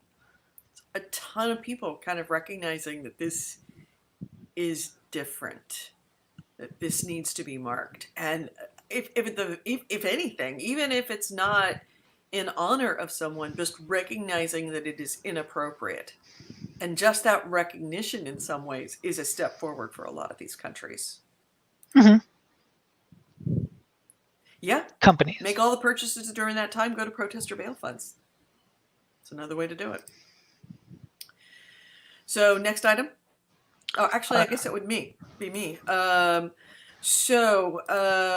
next item is Game Pass. No Man's Sky is coming to Game Pass. That is official. It is a late edition, or the latest addition to the catalog of games that are available by subscription. It's going to launch on the Xbox One version. Right now it has 10 million subscribers. This is going to boost, obviously, the amount of subscribers they have to this considerably. But we don't know an exact release date yet. But it's going to be sometime during this month that No Man's Sky is going to come to Game Pass. Cool. Yeah. It's kind of a small story. I've got an interesting one. I got a couple about lost games. So there's a good article on Ars Technica about a lost Maxis game. And they followed it up recently with that lost Maxis game being uploaded to archive.org. And so this Maxis game, Maxis is the company that makes Sims, and they started with SimCity. In the wake of SimCity's big success, apparently they created a subdivision called Maxis Business Solutions, which was supposed to make much more serious games. And one of the things that they made was Sim Refinery, which was supposed to kind of do for oil refineries what SimCity did for cities. And this was mentioned in an interview that Ars Technica did with who was the I forget who they did the interview with, but in that interview they mentioned, this is from that interview, that oil refineries are complicated, and I guess Chevron wanted Maxis to make them a game like SimCity to teach the employees at the oil refinery in Richmond, California, how it all worked. To be clear, they didn't want a game. They didn't want a game that was supposed to accurately train people how to run an oil refinery or replace an education in chemical engineering. That would have been incredibly dangerous. What they wanted instead was something that showed you how the dynamics of the refinery worked, how all the different pieces invisibly fit together, like SimCity did for cities. And so it's now. I can absolutely see them wanting that, to put that out in specifically where I live, not just my city, but my neighborhood, because they very, very, very, very much want to upgrade that refinery, and the neighborhood is not having it at all. And they keep on saying, no, we need to upgrade it because of it's a complex process, and if we don't upgrade it, then we are going to have more pollution, and this is why. And everybody else saying, no. They want to upgrade it because they want to bring in dirtier oil in order to, and that will create more pollution. And they're like, yes, we want to bring in dirtier oil, but we'll create less pollution. It's a disconnect between what people think is going on there and what's actually going on there. I could absolutely see them wanting to have that game so they could put it out into the world so people could understand. Well, again, it oil wasn't refinery. like the thing is, it wasn't actually for the public. It was meant to be for Chevron to give to like employees to kind of has like a training material Okay. to like train them. This is how the refinery works. Like this is how things fit together. I would totally play that game though. But apparently it never actually came to fruition, and it kind of got lost to time. But now there's a version of it on archive.org that people at Ars Technica managed to find. Really? They mentioned that a lot of the buttons don't work properly, and there's like no instructions or documentation. So trying to figure out how it works is a little confusing. In this article specifically, they said they know that you can mix recipes that include potentially explosive compounds, but that's kind of it. And so, yeah, it's just an interesting look at, a half-made game, and just an interesting story behind why it was made, and you can kind of get a little prototype of it. But yeah, that's an interesting idea That's kinda cool. they also had plans for there to be like disasters, just like there are in Sim City. So you mix the wrong chemical and boom. Yeah. Yeah, I looked into that. That was one of my items as well. And apparently, how it came about was someone was talking to somebody who was friends with a chemical engineer, and he's like, "Oh yeah, wait, I think he has a." I remember seeing a floppy disk with just Sim oil refinery, whatever the title is. And he's like, okay, so yeah, he went and found it. He asked him for it. They dug it up, and he's just like, online. He just threw it up. And that's pretty much just it. So it was sitting on a guy's floppy disk. Yeah. Like that's where it is. Yeah. That's cool. Awesome. So let's see, my next item is... Okay. Well, I've kind of got a follow-up to that, just because thematically it's another unfinished game that leaked. Damn it. Do you want to take this one? Sure. I mean, it's that's just one of my other items on here. Okay. Dead Island 2. Yes. Okay. Yeah. So, Dead Island 2, a portion of the game, or at least what had been made, had been leaked online. So this was the version from Jaeger, which was the first company to get their hands on it from 5 years ago, before they lost it, and someone picked it up and leaked it online. So you can go download the game and try out what they had. Yeah, there's actually like Twitch streams of people playing it. Yeah, and I'm not sure what the legal ramifications of that are, but yeah, so it's just kind of crazy how apparently it's almost finished. Like Oh wow. I saw some video of it, and the UI looks a little clunky, just like what's put up there, but that's because that's usually the last thing that gets changed when you're done with the game. Like zombies have giant health bars. Like you can actually see the zombies' health bars, which is just weird to me. Well, one of the interesting things is like in one video I watched, a lot of the environment is like not textured, and so like you have a building that looks like a building, but then the bottom half of it is just like plain green texture. And it's like, okay, the shape is there, but it's just like this green block, almost like it's like it's a kid's toy that they put together. And it's like, okay, you haven't actually put the proper texture on top of the thing. And so it's just a bunch of, properly shaped green blocks just in the environment. Like, oh, here's a nice rock, and then here's a big green rock. And but it's still like relatively functional. Like, oh yeah. There are bugs, but it's holding up quite well. People are playing through it, and the story for that game's kind of, I mean, their development since Jaeger left the team over disagreements with Deep Silver about, I'm not sure what. I'm guessing financial like dealings, but they split from it, and then they ended up handing off the development to, what was it? uh, I think it's Sumo Sumo Digital. Digital. Yeah, and they didn't end up doing anything with it, and then they moved it into an in-house team called Dam Buster, which is an internal Deep Silver studio. But who has it now? This has been 5 years since what you're seeing here has been put up. Like it's been Yeah. 5 years. My initial thoughts of like seeing gameplay of this is I don't know if I'd be a fan of it. Like there's talks that you could have up to 8 people like playing this. It looks like Dead Island. Yep. Like I played Dead Island. I played Dead Island Riptide. This looks like more of that. Well, for me, like the health bars, right? That seems weird. Like it seems like it's more RPG than zombies typically have a horror element. Even in Dead Island, when you first played it, the zombies were scary. Eventually, though, they stopped being a problem. But I mean, there is that horror element when you first start. But since it's an RPG, you eventually progress to the point where zombies are nothing to you. Did zombies not have health bars in Dead Island? I thought they did. Or you just kick them until they go down, and then you smash their heads. And then there's Goalie behind us carrying a propane tank going, I can't wait up, guys! Did you guys ever beat Dead Island 1? Yeah, I did. I beat both of them. Okay, see, I never played Riptide. But it's fine. I remember you guys talking way back when that game was relatively new, that you really liked the first open area. Oh, it was awesome.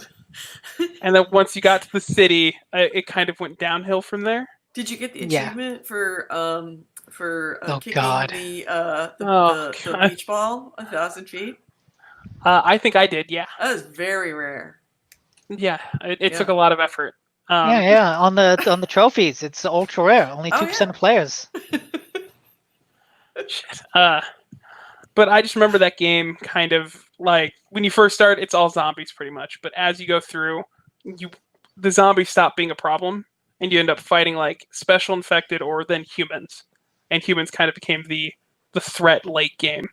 Right. And if I remember, the zombies was still always difficult. But see, in my head, I'm Dead Island and Dying Light have mixed together a lot. Because they're very similar, and Dying Light was made by the original developer. But I think the zombies never stop being a pain. Like if they overwhelm you, they could easily kill you. But it was just a matter of like crowd control. So way back when I was playing through Dead Island the first time, I ended up picking up the ranged character who threw stuff because everyone else had chosen their character, and I was the last one to get it. And I was like, okay, fine, I'll play this dude. And he ends up being OP because he makes it so that your weapon returns to your hand almost all the time when you threw it. You had unlimited durability on the weapon, and you hit everyone in an AoE range. Well, there was a weapon that was a knife, a combat knife, that if you hit somebody with it, it'd make their head explode. Like immediately, just one hit. But it had really low durability. But if you threw the thing with this character, it didn't use up any durability, and it returned to your hand, and then it blew everyone's head up in like a 30-meter range, or like a 15-meter range. So I'd chuck this, and a whole group of zombies would die immediately. So the game stopped being hard for zombies for me. And that makes sense. That's what I ended up remembering. But yeah, I don't know. Maybe that game would be different if like they had the 8-player co-op that they were going to put in. I don't know what that would be like, but chaotic. Right. Yeah. So my last item is sorry, just got a message from Kevin. Let's see. My last item is that Sony this week got slammed with a huge fine from the Australian Trade Commission, officially known as the Australian Competition and Consumer Commission, for misleading customers about their consumer rights. The Federal Court of Australia hit them with a $3.5 million Australian, which translates to $2.4 million US, in penalties and penalty charges that they made false and misleading representation on its website and in dealings with Australian consumers about their Australian consumer law rights. So in Australia, they have a very, very strong rights for consumers. And Sony Europe, which is the one that controls, so is Australia, is under quote unquote Sony Europe. That's the division that uses it, or that covers it. It misled 4 customers after they purchased games described as faulty through the PlayStation Network. Sony informed the customers that they were not entitled to a refund if the game had been downloaded or 14 days passed since the purchase, which is not in line with Australia's consumer laws. So this has been going on for years. So they took them to court a year ago, and they've had, Australia has done similar things. In 2014, they had the same kind of issue with Valve not allowing refunds in accordance with Australian law.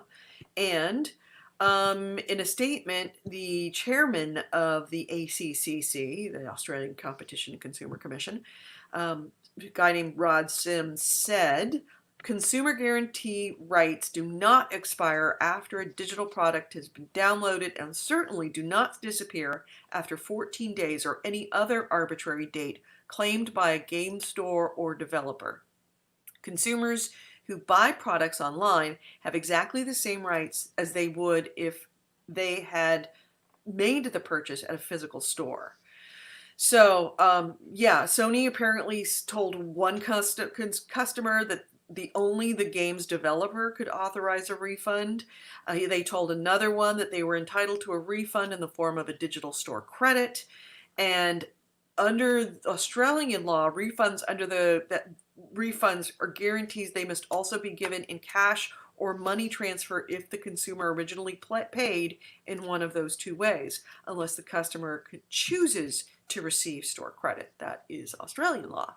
But Sony was regularly breaking it, and it cost them $2.4 million this week for breaking those rules in Australia. Oh.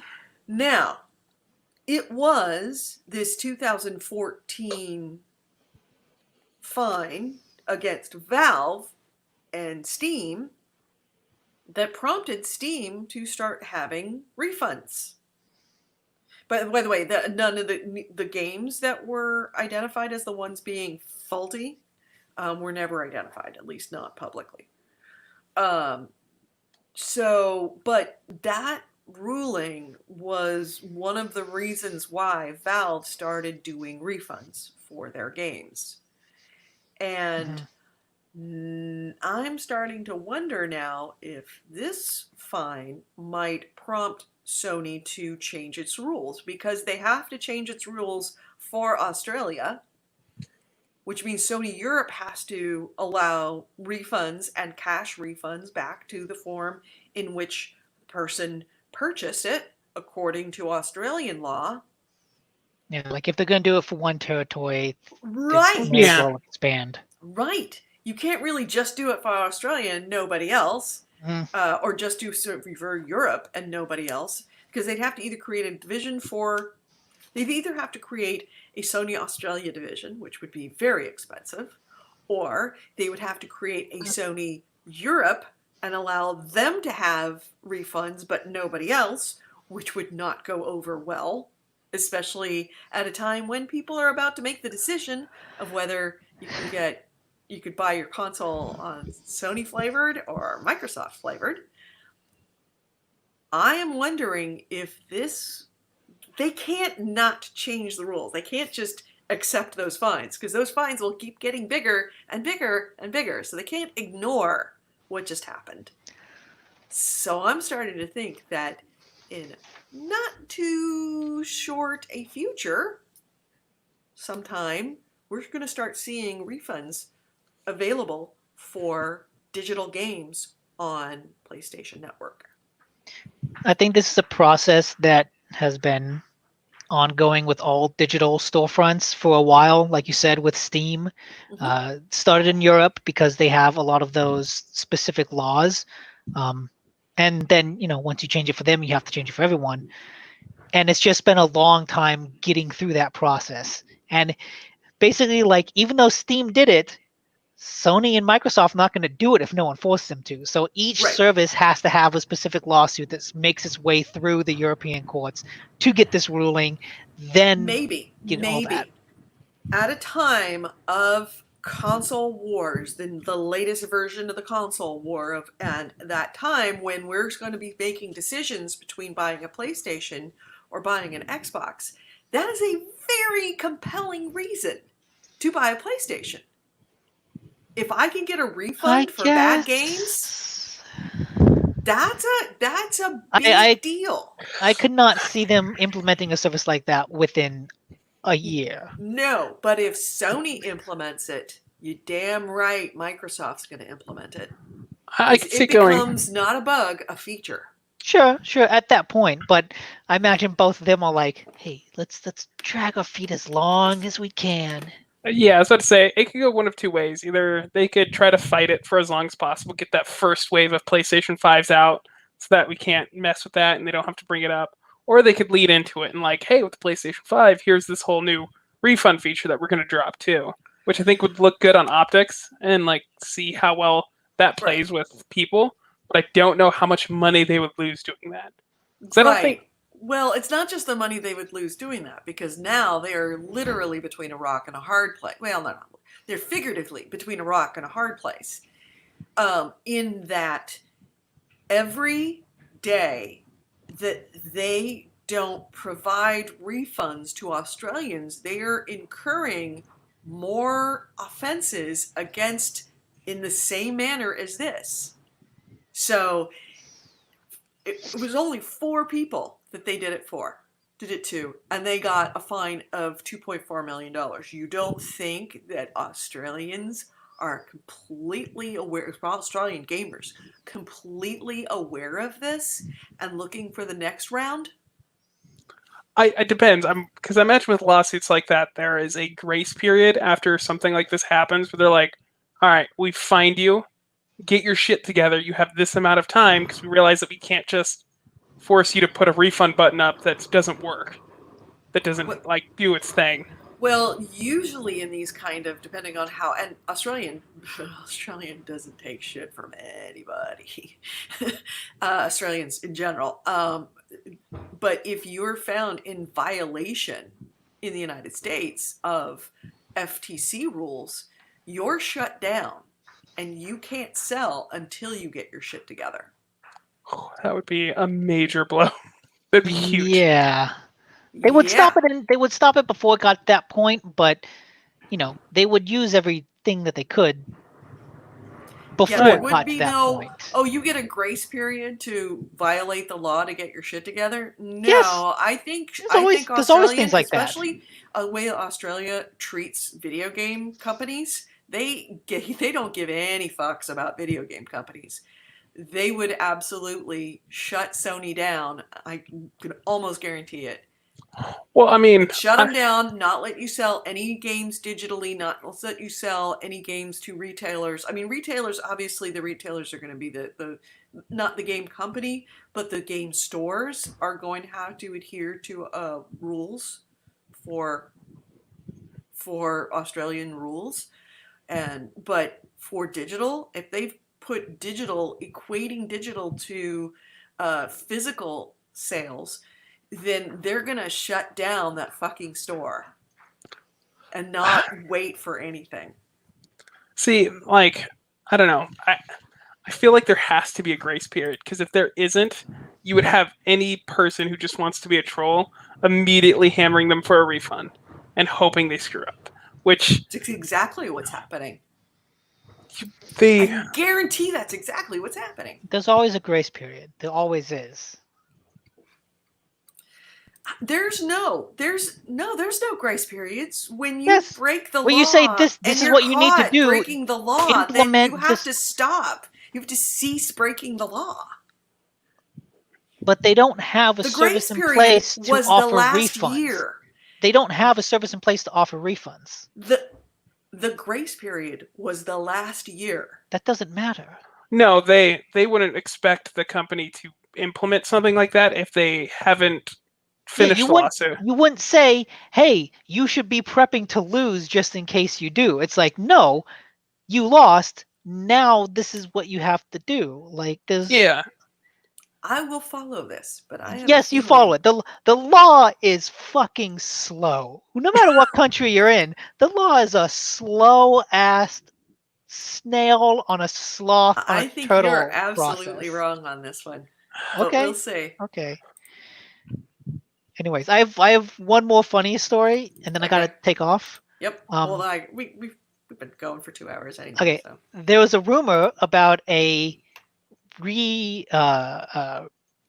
not a reimagining, remake, not a remake. What's it called? A re-update, a Remaster? remaster of Kingdoms of Amalur Reckoning. The re-reckoning. Yes, and it turned out to be true, and that's actually the official title of it, is Kingdoms of Amalur Re-Reckoning. Which is just wonderfully ridiculous. Yes. And also, funny GameHounds fact, I have a poster for Kingdoms of Amalur Reckoning that's actually signed by the artists, because I had a friend who worked at EA when they were making it, and they handed all this out to him, and he was like, "I don't really care about the game. Do you want it?" So I have a signed poster of Kingdoms of Amalur Reckoning. So just fun GameHounds fact. Maybe I'll finally get around to playing it. What is the significance of that game? Why do It was why is- originally it's part of a whole fucking debacle. It used to be planned for an MMO. When they couldn't make the MMO, they made that game to try to make money to justify the MMO.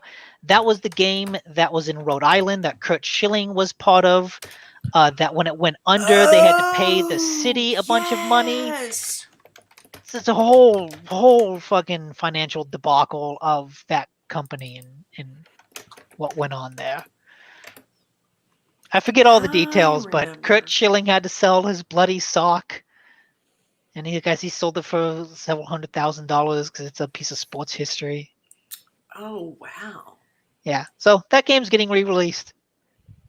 Are we gonna play this? Yeah, I've heard that. As I I recall, heard that it was pretty awful. No, I heard it was fine, and Yeah. that's what it was. It was just fine. was? It's like, yeah, this is a good game. Like, it's nothing to celebrate. Like, I'm not gonna stand up and go, "This game is great," but it's like, Oh, that's right. And they got all of this tax write-off and tax benefits and investment from the city. I can't remember what city. Was it Massachusetts?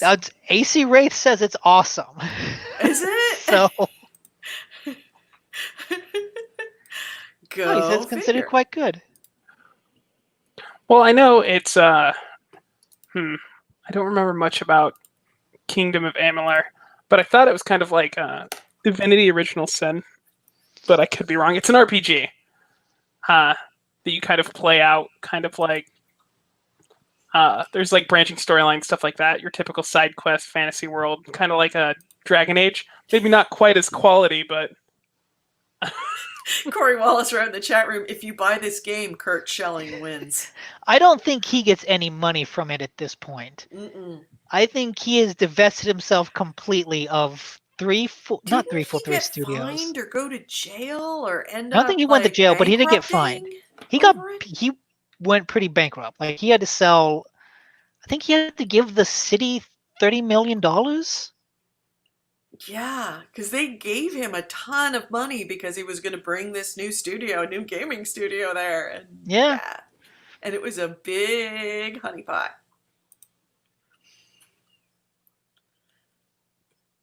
Interesting. He says, take. Forget Your Life says it's Take. better than Fable 3, but not Fable 2. Somewhere in there. Wow. Almost universal support in the chat room for Kingdom of Amalur. No, maybe it's worth checking out then. We may have to pick that up. You rebuild your character at any time as part of the main plot. Okay. that sounds kind of cool. So maybe we'll have to pick that up, Nick.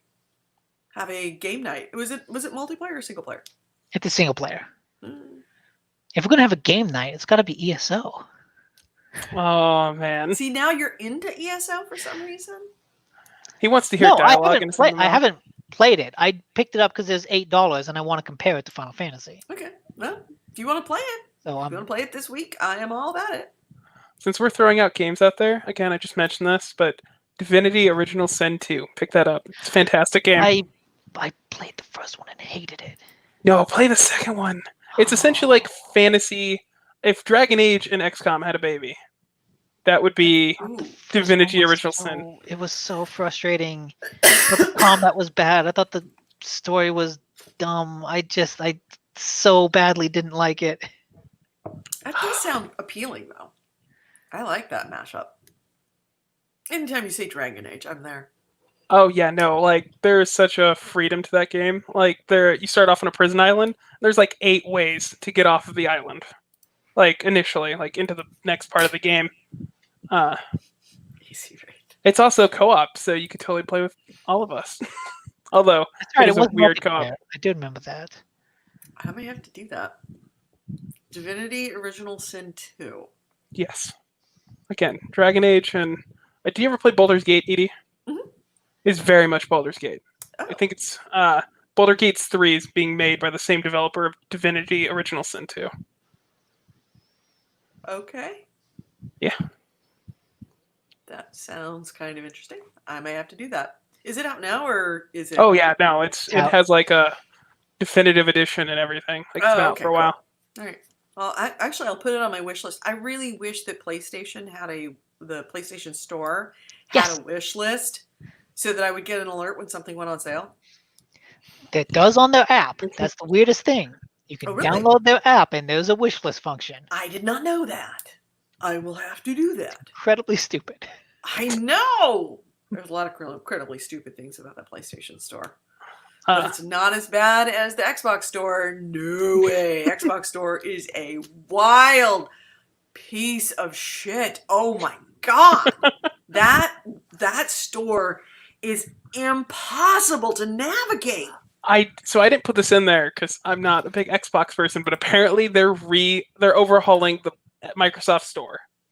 They have to overhaul everything. And you know what? I'm not going to lie. The blades were fine. The blades fucking worked. I remember the blades. The only reason why it stopped working, why they went to that new format, was because they wanted to turn the Xbox into your home theater system. No, and that didn't happen. So they should just go back to the fucking UI blades. The UI after the blades was the best. Because Right. it was all just up down. That everything you could do it with the D-pad. That And was then- that was totally designed. That's because there was this intent to unify the design of all Microsoft products. Like That's why they switched to the tile format they have now, because it's like Yeah. Windows 8, and that's where it went bad. Right. And the tile format doesn't work. Tile format doesn't really even work for PC. It's one of the things I hate about using a PC. It's like, I just want to fucking find the app that I need to use. I need Spotify. Fuck, where the fuck is TuneIn? But God, like trying to find looking for a game on the PlayStation or the Xbox Store and actually saying, you know what, I want to pick up, some, I can't remember. What was the game that I played? Not Dead Island. I've got Dead Island. The other zombie game. Dying Light? No, the Xbox game. Oh, State of Decay. State of Decay. I want to pick up State of Decay. It took me 15 minutes to find State of Decay when it came out. Because I couldn't fucking find it. You know why? Because I had to go through all the fucking movies that I'm not going to download a fucking movie on my goddamn Xbox. Just use Cortana. Search State of Decay. That's what Cortana happened. can suck my dick. Cortana. Seriously. That's something that needs to go away. So now, though, Cortana, I have to go. Cortana is the do another chat. Clippy of gaming. I said it. Okay. I've never used her, so I can't tell for sure. Exactly. Y'all know what Clippy is, right? Oh yeah. Okay, No. I just want to make sure I wasn't Clippy's talking great. like old person over your head Yeah. on that one. What's great. Clippy? I don't know what Clippy's Clippy is. Really? No, I do. Okay, Everyone good. should know who Clippy is. Yeah. Yeah, Cortana is the Clippy of your generation, my friends.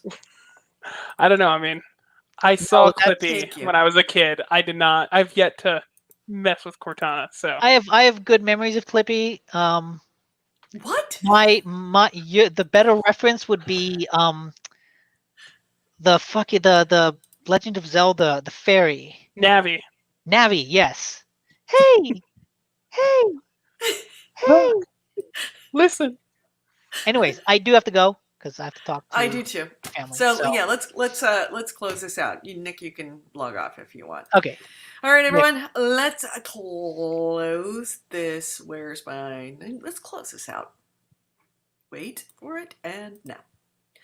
You've been listening to GameHounds, episode 548. We recorded this June 7th, 2020. I've been your host, Edie Sellers. With me has also been Nick DiNicola and Andrew Smith, who's still here with us, and even though Nick already left. Ways to get a hold of us is gamehounds.net is our website.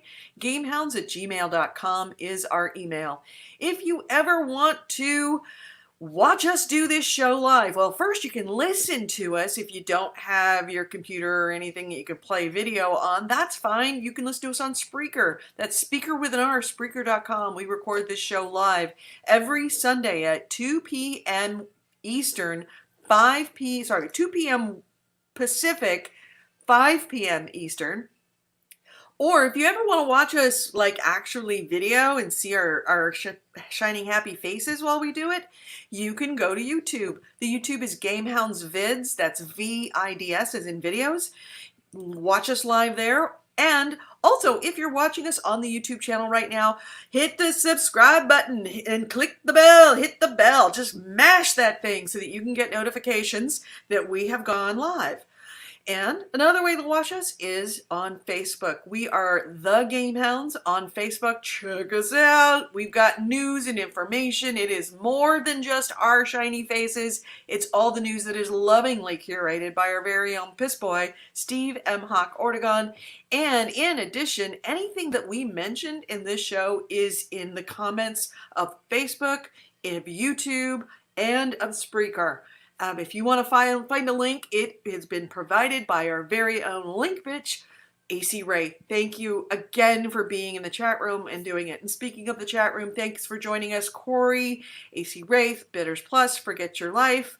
We got Devi. We've got a ton of people. Vice, Ryan Stevenson. Thanks for coming in. If I didn't mention Bitters. Everybody, thanks for being here. And we will talk to you next week. Have a great week. Be safe. Wash your damn hands. Social distance. And if you're going to go out and protest, make sure you're socially distanced out there because the virus don't give a shit that you're unhappy. All right? So take care. Have a great night. Have a great week. We'll talk to you next Sunday at 2 p.m. Pacific, 5 p.m. Eastern. See you later, everyone. Bye. Bye. Bye.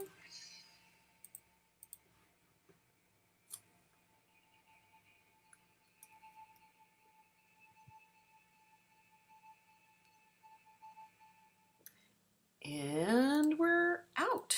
At least on the audio. We're still running on the video. Now I can be weird. I can do this again. Please don't do that. It's been a weird week. Bad things happen. Just be cool, dude. Be cool. I've never been cool in my life. So Forget Your Life says Goalie is too busy campaigning for Biden. oh man. Oh man. I should really get him a Hillary Clinton Funko Pop. That exists. Oh, because have you ever seen? He's got the members of Rush, like a Rush like little bobbleheads that are all sitting there. I should get him a set of bobbleheads that's Hillary, Joe, and Barack, and just send it to him to put up next to him. Oh, there's definitely Hillary Clinton Funko Pops. Oh man. Yeah, a Trump bubble. No, he'd like a Trump bobblehead. He should get me Donald, Ivanka, and Jared Kushner. Oh, God. Oh, that would have hurt me in my heart to have that. You'd have Especially to if it was a display it. present. You'd have to Yeah. put it up somewhere. No, no. Oh, if Goldie did it, you would have to do it too. If Goalie did it, I'd have to do it, but I wouldn't do it unless Goalie did. Yeah. So, what you gonna play this week? So Valorant, which is Riot's first new game in like ever. Okay. That came out the 2nd, and I was going to give that a shot and hopefully have something to say next week about it. Cool. I'm gonna keep playing Final Fantasy with my. I haven't leveled up my pugilist at all, so my pugilist is still 25. Yeah. Just like yours. Sorry I haven't been on. That's all right. Happens. You know, life. You're someone that can play multiple games. I'm someone that it's like all of the game and then drop it like a hot rock. I do recommend Divinity. Like, you're going to love it. You can either make all your own characters, or you can, like, they're preset characters with their own stories. And you can make them fall in love with you, and there's romance options and all sorts of stuff. I know how to speak your language. You get me. I'm also really echoing a get little me. bit. You know I love my romance options. Because I'm at the age where I should be reading Harlequin romances anyway. I just like mine interactive. I'm reading incest. I'm reading one of those. A Harlequin romance? Yes. Why? My best friend, it was her favorite books, and I agreed to read them. Why? I don't know. I'm nice, I guess. No, I don't know. I have to make you read NPCs by Drew Hayes. It will, all of a sudden, you will understand why Lit RPG Lit is so good. Mhm. RPG Lit is so good. Do you have it on Kindle? I do. You can lend it to me. Can I? Yeah. So how it works is when you lend a book to somebody, you can't use it for the time it's lended for 2 weeks, Oh. and it comes back to you. Oh, that's cool. Yeah, I'll absolutely send you NPCs. There's also another series called The Dungeoneers, which isn't really so much lit RPGs, but RPG lit, but it's good. But Yeah. I want Is it more to, fantasy? yeah, it's fantasy about Dungeoneers, and so of course all of the same systems and games apply. But NPCs is a good entry level game or entry level story to get into this genre, which gets very deep and very crunchy, where like people are actually going over their stats because there's someone stuck in a game, whereas NPCs is the game is stuck in the game. You need to watch the anime Shield Hero. Watch it. Okay, I will. But yeah, that's essentially. I mean, it's a lit RPG anime. So USPS Ace Ventura, my newest Funkos. Oh, you remember in Ace Ventura where he's carrying the package up the stairs and he's just yeah. like throwing it around? Yes. That's a problem because Funkos are supposed to be collectors, so like the box has to be perfect, and if they get damaged in shipping, that's a huge deal. Yeah. Also, Yeah. I'm echoing. Are you? Well, it's because I turned your volume up. Okay. Turn it back down again. All right. I'm gonna go. Have a good day, everyone, and take care. Be really safe. Be really careful out there, and fight for your rights and for everybody else, and stop being creepy. Bye, everyone. See ya. Have a good day. Good weekend.